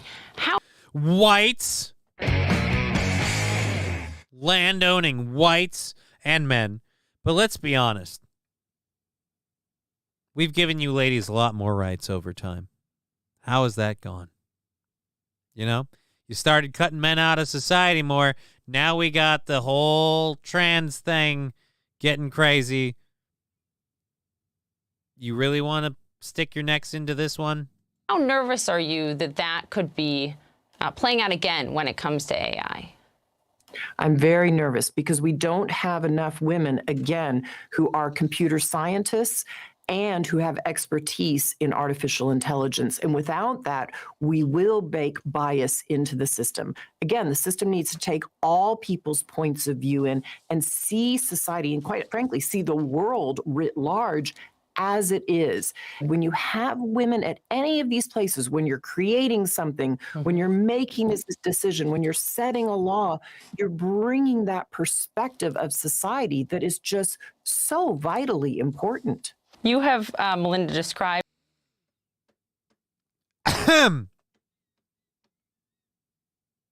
That's a dude, so. Speaking of trans, Mel Gates is hideous.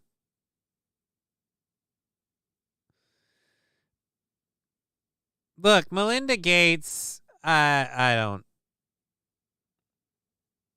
don't buy that one. I will say this.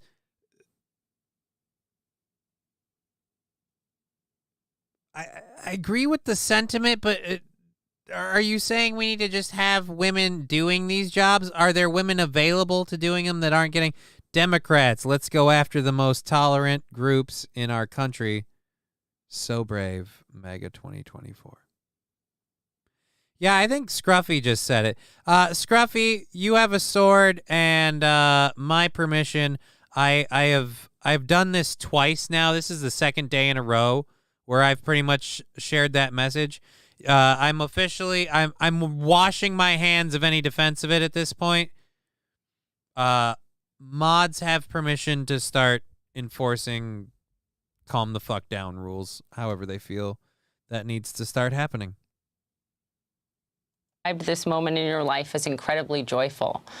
So many people in America and around the world have gone through painful divorce. Can you talk a little bit about your journey and finding this joy? I think, All right, look, I get the neck thing totally, but definitely not trans. There's no way that's trans, all right? Lizard person, maybe. No way that's trans. I'll believe alien, but I don't think that used to be a dude. You have to look for it every day. And so even when you go through a painful time, which I did for several years, you gather these moments of joy during the day, and then you reflect on them at the end of the week. And so I happen to be in a situation now in life where, I have a granddaughter, my 3 children are out of the house now.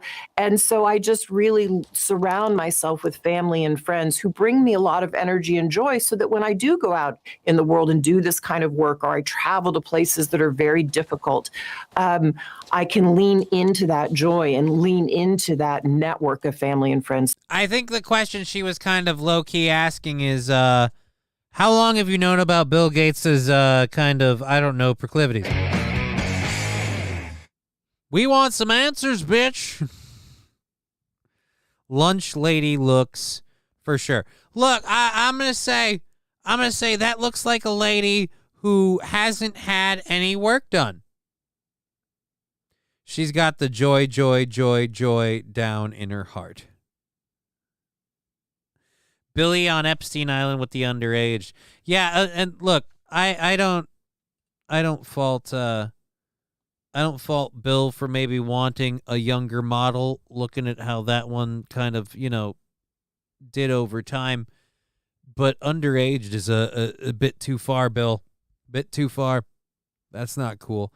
Lizard person? I didn't know lizards were Methodists. Danger Bear, I would hit that for the money. Dude, so would I. Does someone need shrooms, cookies, and a nap? Maybe. Possibly. Comey, who are you talking to? Yeah, I have no idea. Cormy. No cockies for you. Today's show has gone so weird. Wow. But anyways, thank you for all the support. We had an amazing amount of support today through Twitch and everything. Thank you for all of that. Again, we won't be on tomorrow because I've got the whole physical therapy thing during the show. And we will be back for our Sunday smoke show on Rumble. Not sure exactly what we're planning to do for that. We got a lot of content we have left over from here. Who knows what will happen. And the Sunday smoke show, again, also including Discord. If you want to be an even bigger part of the show, that option is available. We'll also be back on Monday on the Steel Toe Show and here from 2 to 5:30 p.m. Until then, we've been Johnny. You've been an audience. As always, it's been my pleasure to entertain you for the last 3.5 hours. You all have a wonderful day, and we'll see you next time.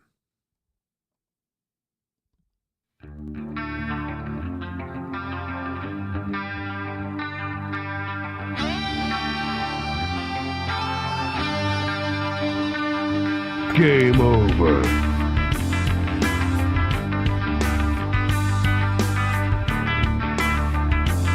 Fuck you. What the fuck? Fuck. Who the fuck? Fuck this fucking. How did you do fucking fuck? Fuck.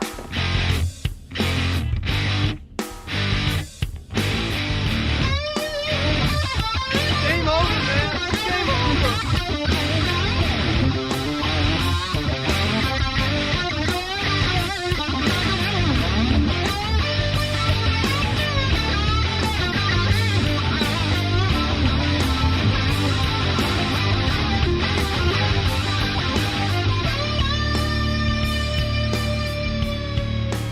Oh, we're all blown to bits. Mind if I pull the underwear out of my crack?